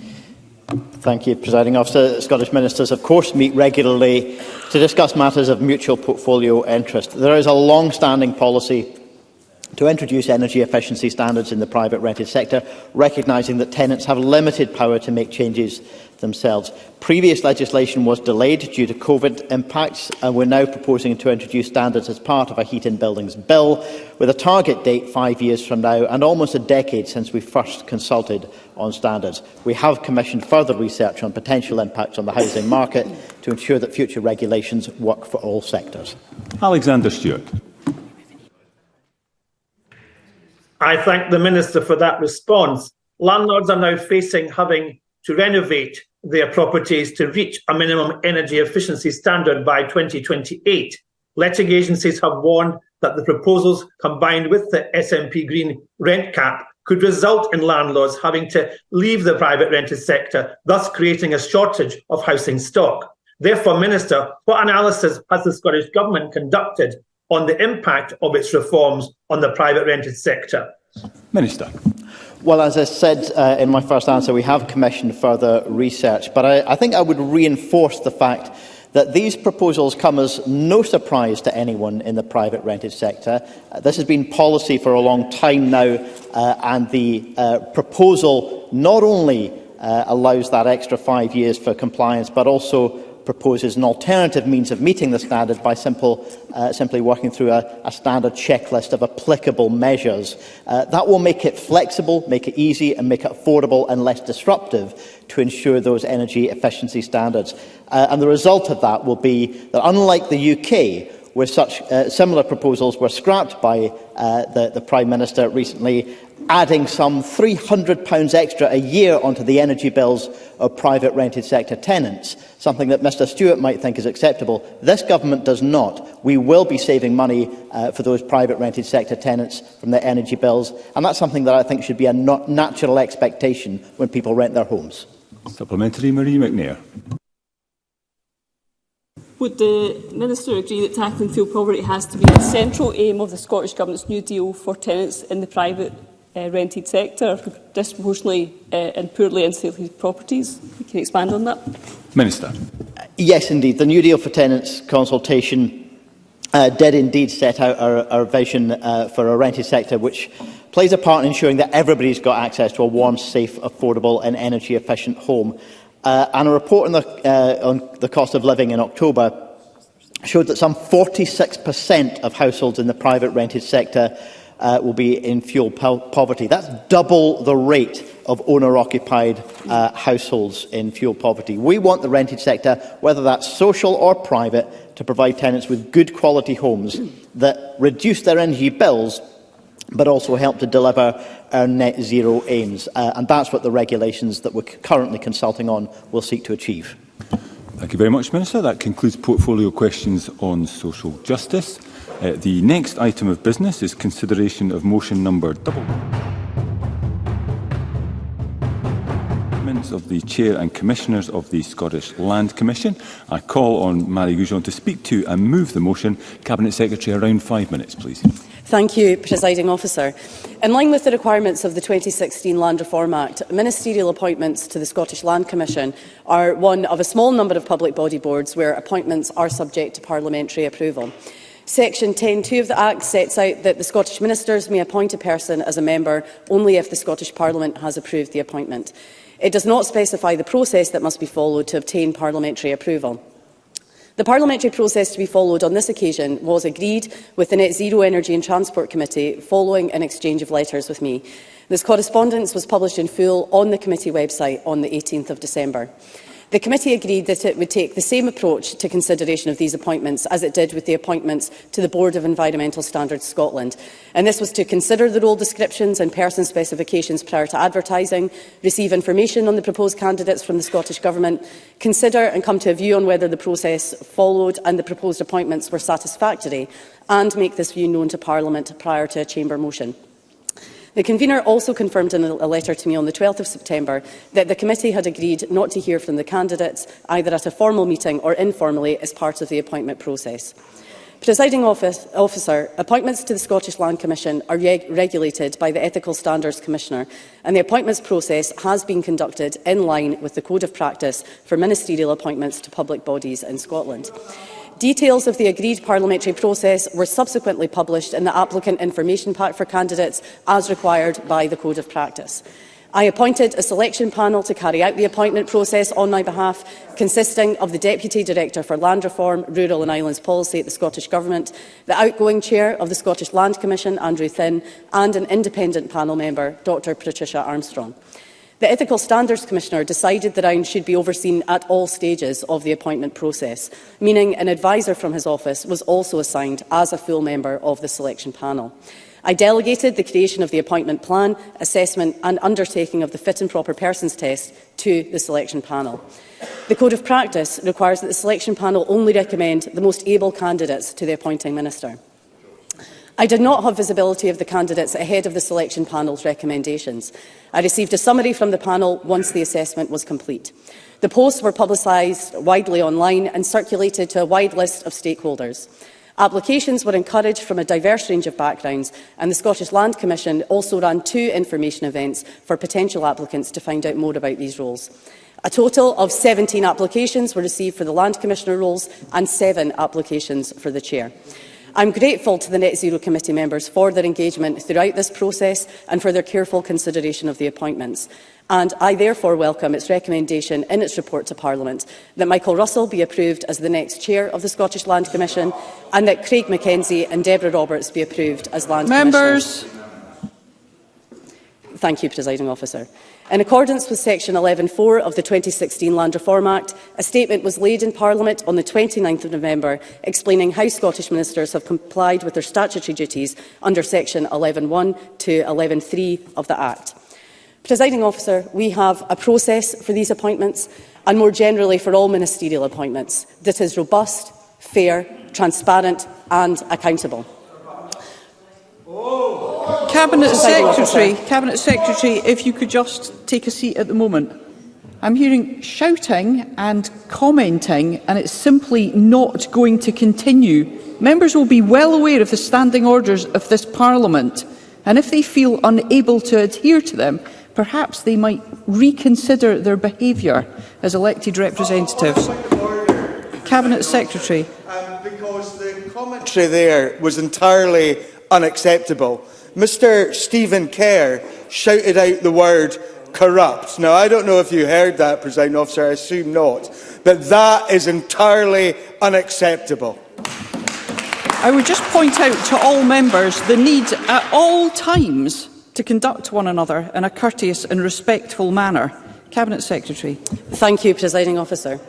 For Scottish Land Commission appointments, we also have a parliamentary scrutiny process underpinned by statute put into effect by the Scottish Government. That's rightly so. Ministers appoint, Parliament scrutinises. And I want to thank everyone who's played their part in this appointment round. I also want to put on record my sincere thanks to the outgoing Land Commissioners, David Adams and Megan McInnes, and the Chair, Andrew Thinn, for their achievements and their contributions. With the other Commissioners, they've worked really hard to develop an incredibly effective organisation. From getting the Commission up and running on time on the 1st of April 2017 to establishing it as a respected and authoritative voice on land reform have been marvellous achievements, setting the Commission on a really firm footing. The leadership of Andrew Thinn has been key to all of that, and I also want to pay tribute to his long track record of effective and diligent public service. The new Chair and Land Commissioners now have the opportunity and challenge to build on these achievements and continue the work to create a Scotland where everyone can benefit from the ownership and use of the nation's land and assets. As we enter a further period of land reform, so too will the role and work of the Commission enter a new phase, and I look forward to working closely with it on that journey.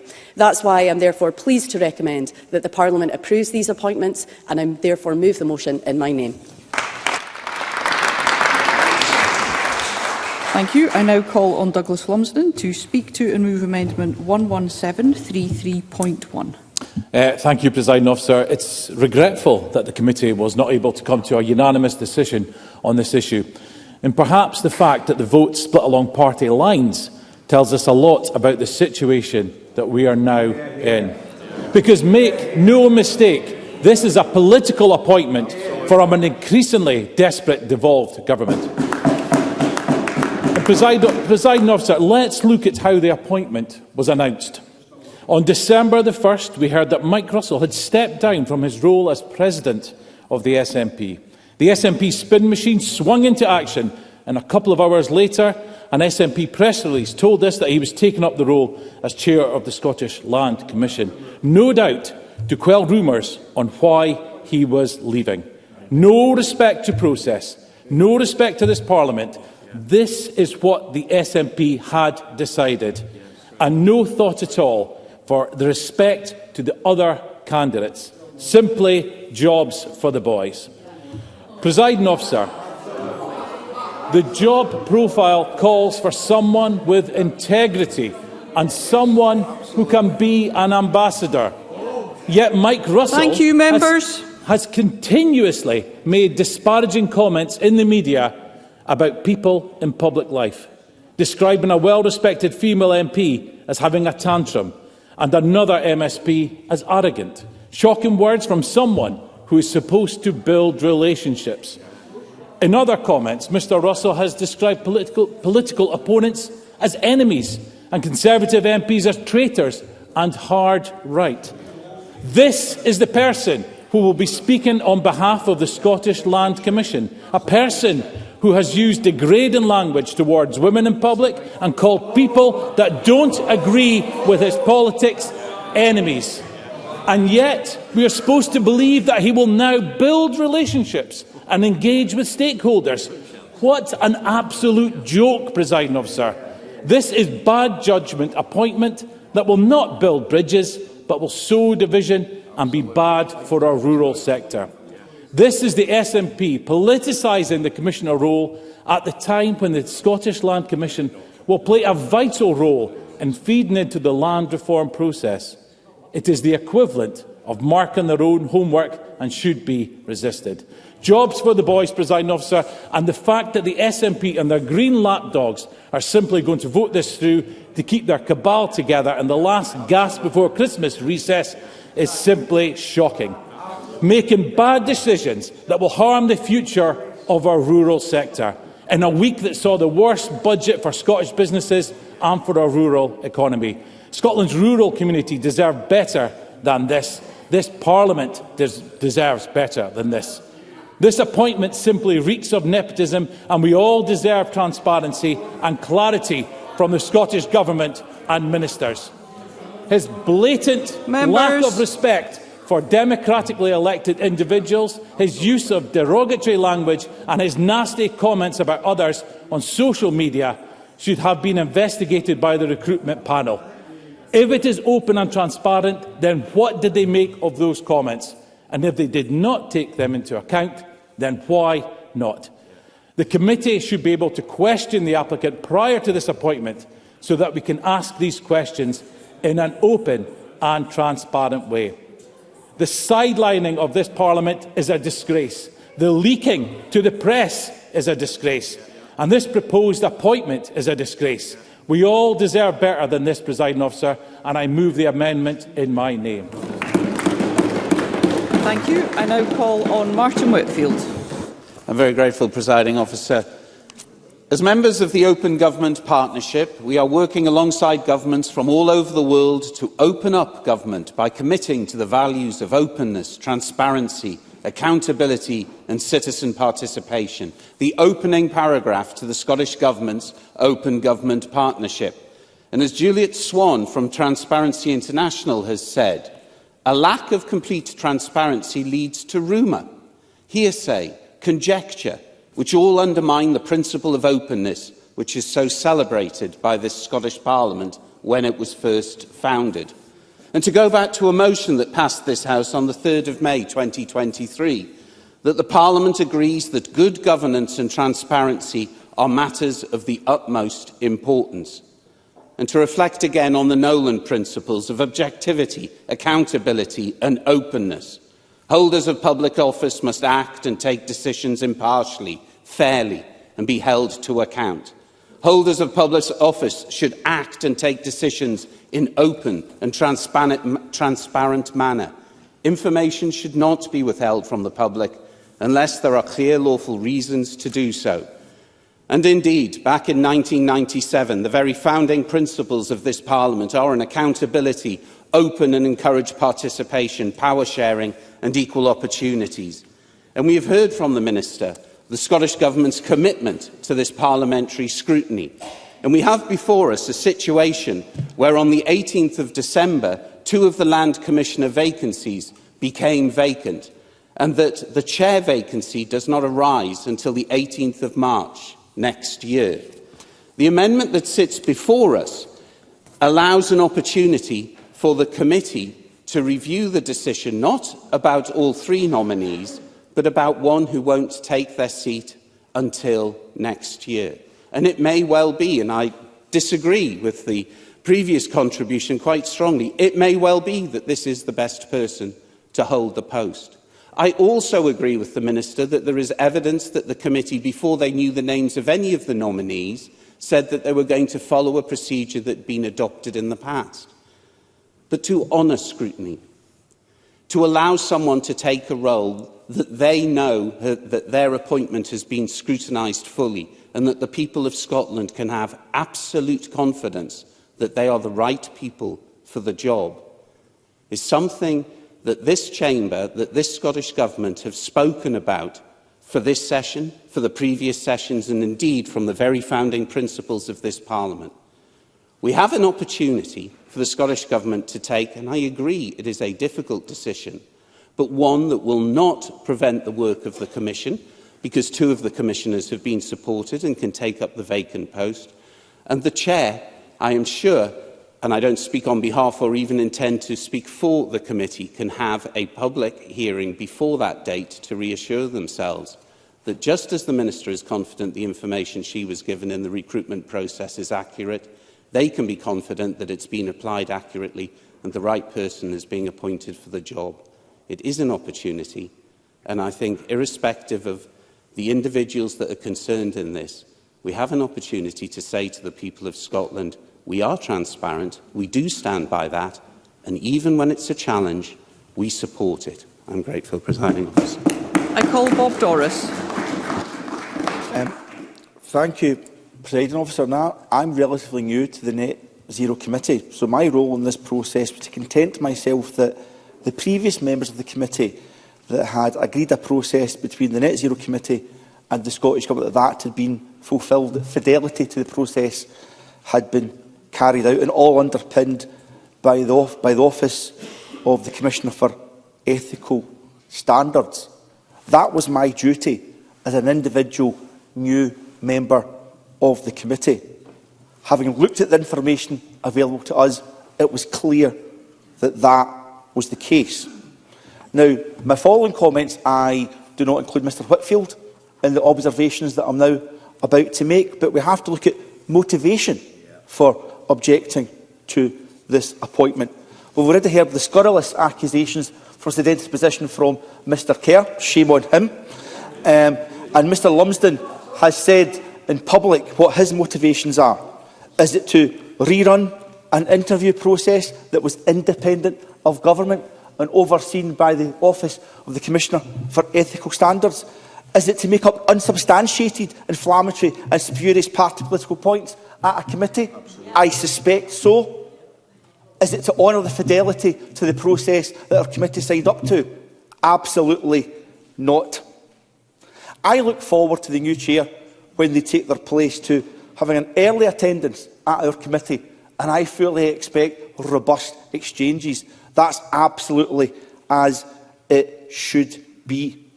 But my role here is simple.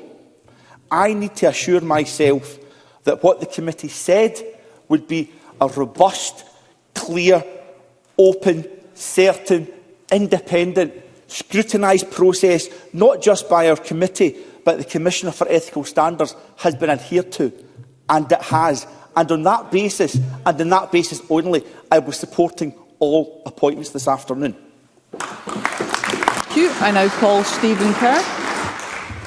Well, first of all, let me thank Kevin Stewart for making his point of order and putting into the official record the comment that I did make from a sedentary position, which that this process has every sign.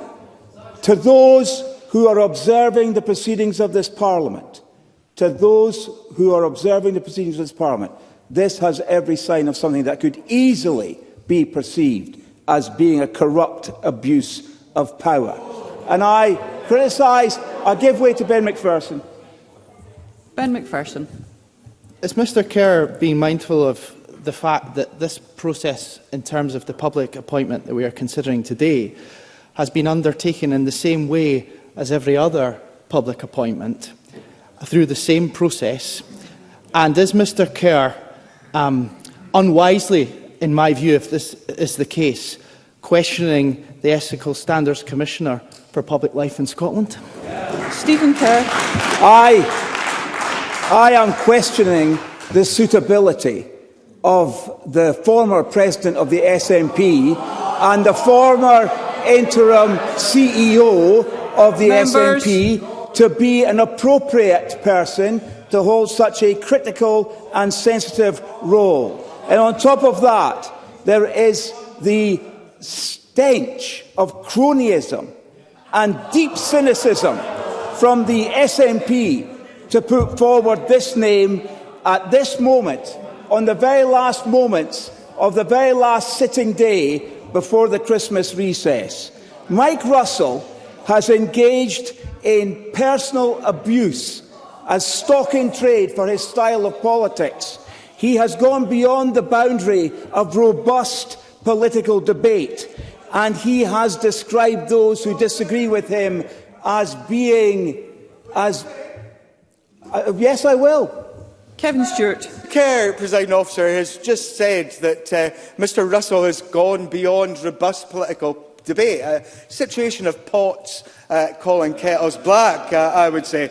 But I would say, Presiding Officer, and of course it's up to you and the Chair, that what Mr Kerr has said today has gone way beyond robust political debate.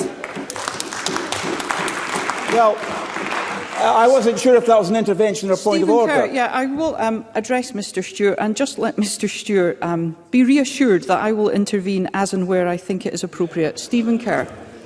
I believe in robust political exchanges. I believe in robust political debate, and I would never deny that. However, when it comes to personally attacking or abusing political opponents, when you have a robust debate and exchange of ideas, you're not attacking the person, you're attacking the ideas. And to engage in political debate... No, Mr Kerr, if you might conclude your remarks. Thank you. It is wholly unacceptable for someone who has used political debate as a means of personal abuse to attack people on a personal basis, who has described those who disagree with his ideas as being enemies of Scotland. That person is inappropriate to sit in this role, and it is deeply cynical of the government to even suggest this, and Scotland can see it. You must conclude. Point of order, Alistair Allen. Thank you, and this is entirely a matter for you, but I seek your guidance on whether the member who has last spoken has crossed the line between criticising an individual and casting doubt upon the efficacy and propriety of the processes of this Parliament.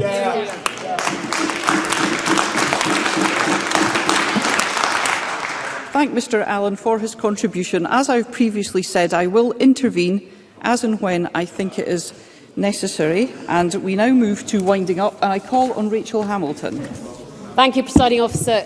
Given Mike Russell's legendary reputation for modesty and self-effacement, I, like the Chamber, will be astonished that he's managed to overcome this and consented to be nominated. How he must have agonised as he resigned from those so many prestigious, if empty, political honorariums that only days before he had so coveted. One can only speculate that what this was about was a well-remunerated role that first appealed to him. We know this master of self-awareness will have realised the problem already. In a second, we know he'll do anything for independence, even ride around in a horse box for a summer tour. But can he truly be independent? The evidence is clear that he cannot. I'll take the intervention.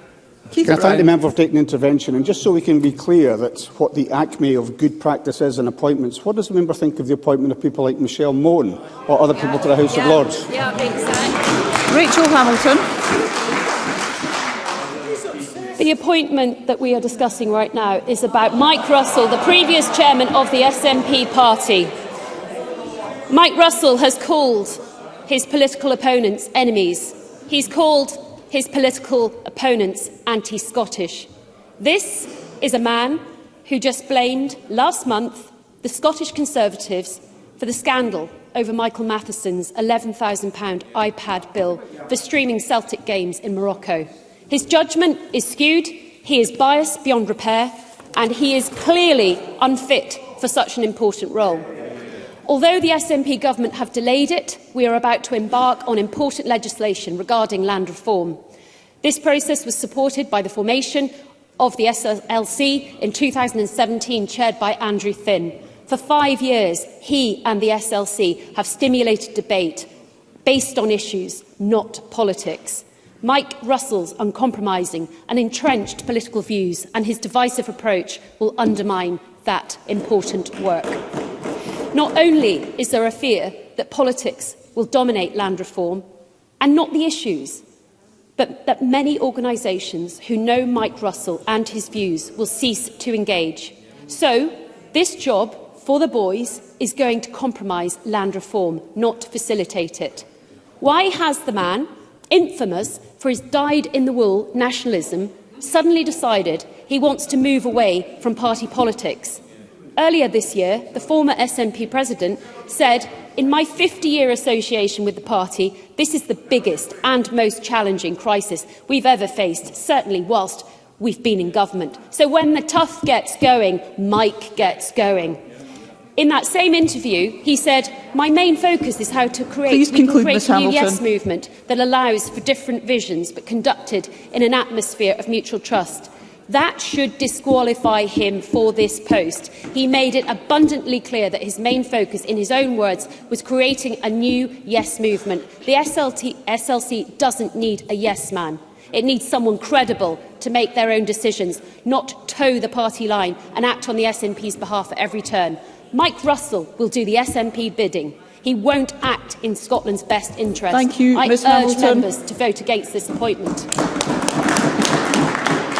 And I now call on Mary Goujon, Cabinet Secretary, to wind up the debate.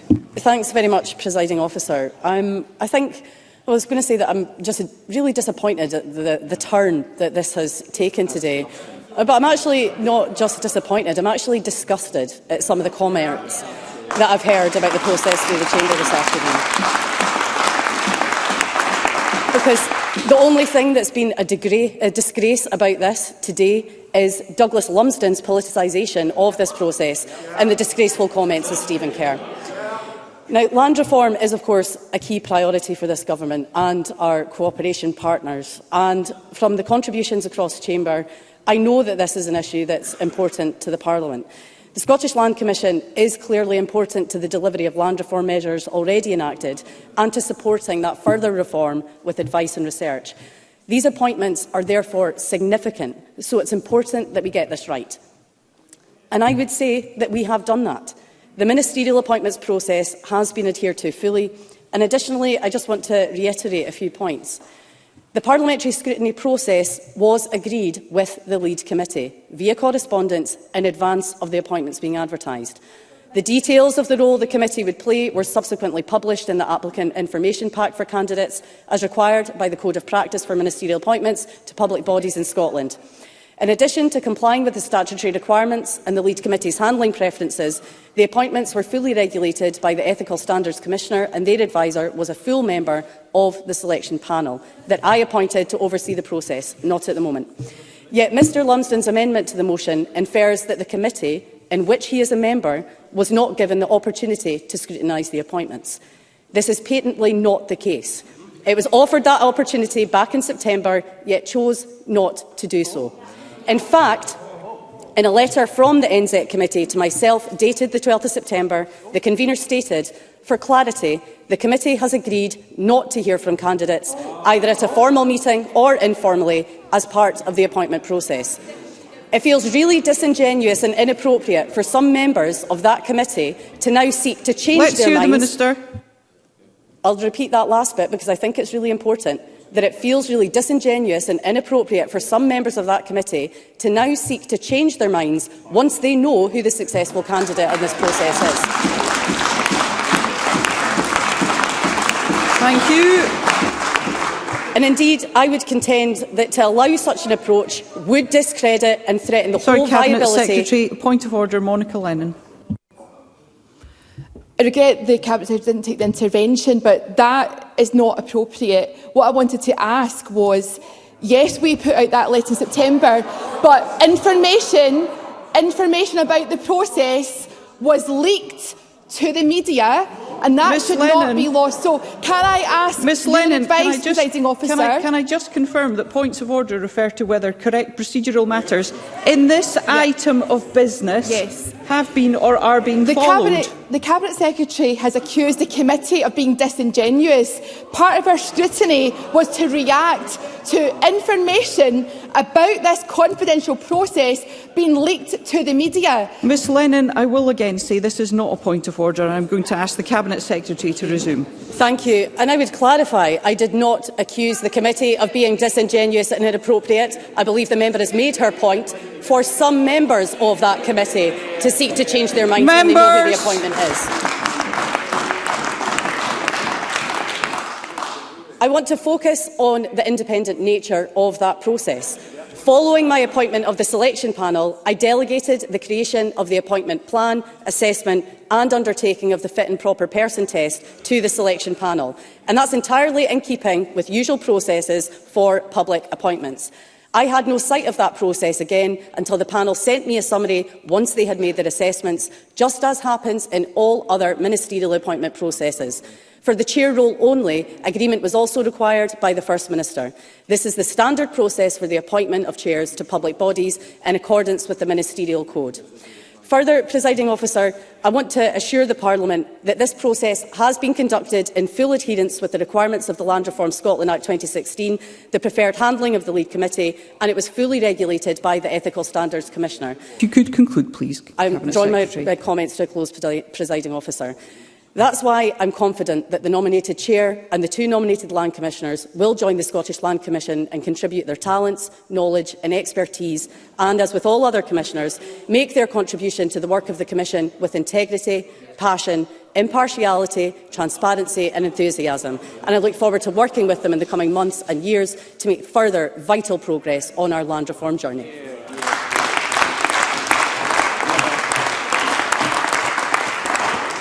Thank you. That concludes the debate on appointments of the Chair and Commissioners of the Scottish Land Commission. And there are two questions to be put as a result of today's business. The first is that Amendment 11733.1, in the name of Douglas Lumsden, which seeks to amend Motion 11733 in the name of Mary Goujon on appointments of the Chair and Commissioners of the Scottish Land Commission, be agreed. Are we all agreed? No. The Parliament is not agreed, therefore will move to a vote, and there will be a short suspension to allow members to access the digital voting system.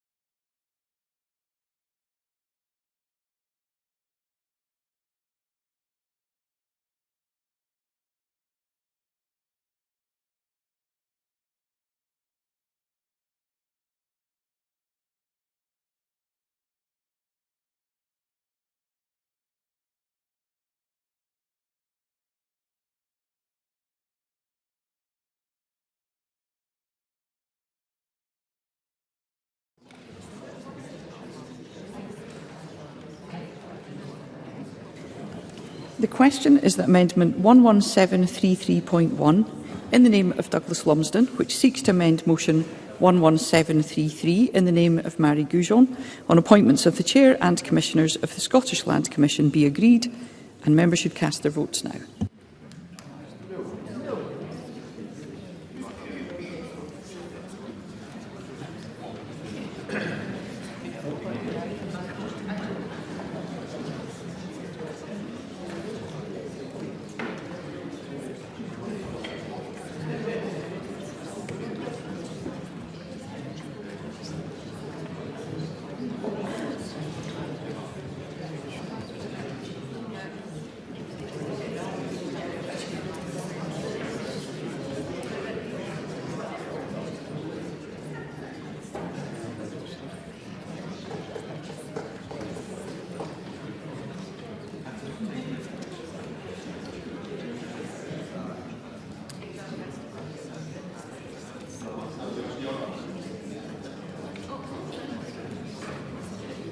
The vote is closed.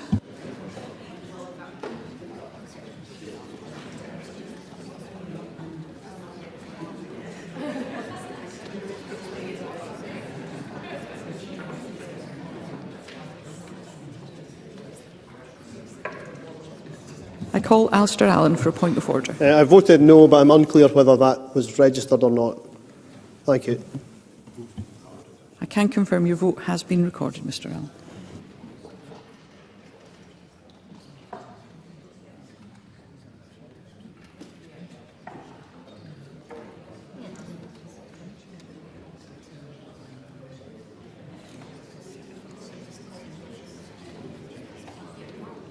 The result of the vote on amendment number 11733.1 in the name of Douglas Lumsden is yes 52, no 64. There was one abstention. The amendment is therefore not agreed. The final question is that motion 11733 in the name of Mary Goujon on appointments of the Chair and Commissioners of the Scottish Land Commission be agreed. Are we all agreed? Yes. The Parliament is not agreed, therefore we'll move to a vote and members should cast their votes now.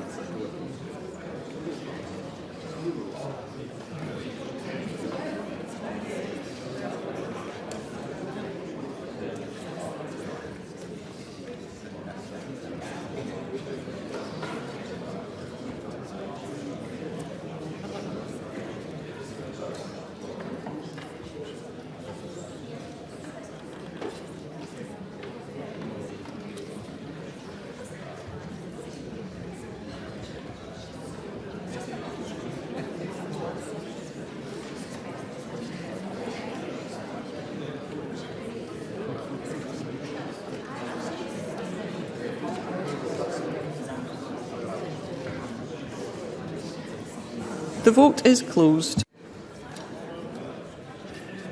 I call Alistair Allen for a point of order. Wi-Fi problems, I would have voted yes. Thank you, Mr Allen. We'll ensure that's recorded. I call Siobhan Brown for a point of order. Thank you, Presiding Officer. Sorry, I would have voted yes too. Thank you, Ms Brown. We'll ensure that's recorded.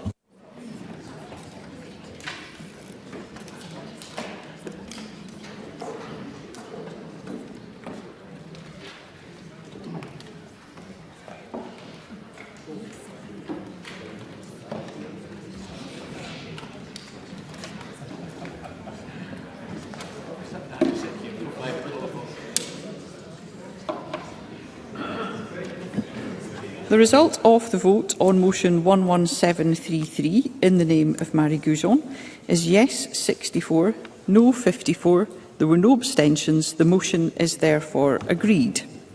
And I would like to take this opportunity, before we move to decision time, to wish all members and of course all Parliament staff a very Merry Christmas and Happy New Year.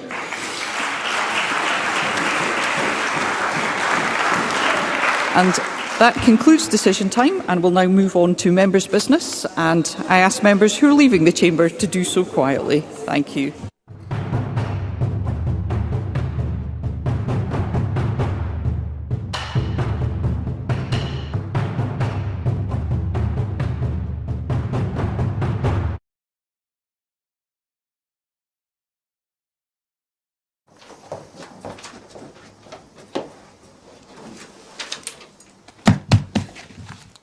Hello and welcome to Broadcasting Scotland. My name is Stuart McMillan. Hello and welcome to Broadcasting Scotland. My name is Saoirse Healy. Hello and welcome to Broadcasting Scotland. My name is Donald C. Stewart. Broadcasting Scotland is Scotland's independent broadcaster, providing factual news, reporting on the issues important to the people of Scotland. We are committed to public service broadcasting, and with your support, we will produce even more programmes. Provide opportunities for young people interested in media production and broadcasting, and challenge preconceptions of what Scottish media looks like, amplifying Scotland's voice and reflecting its communities. We can already deliver high-quality live news, and we will create the highest quality programmes for you to enjoy. But we can only do that with your support.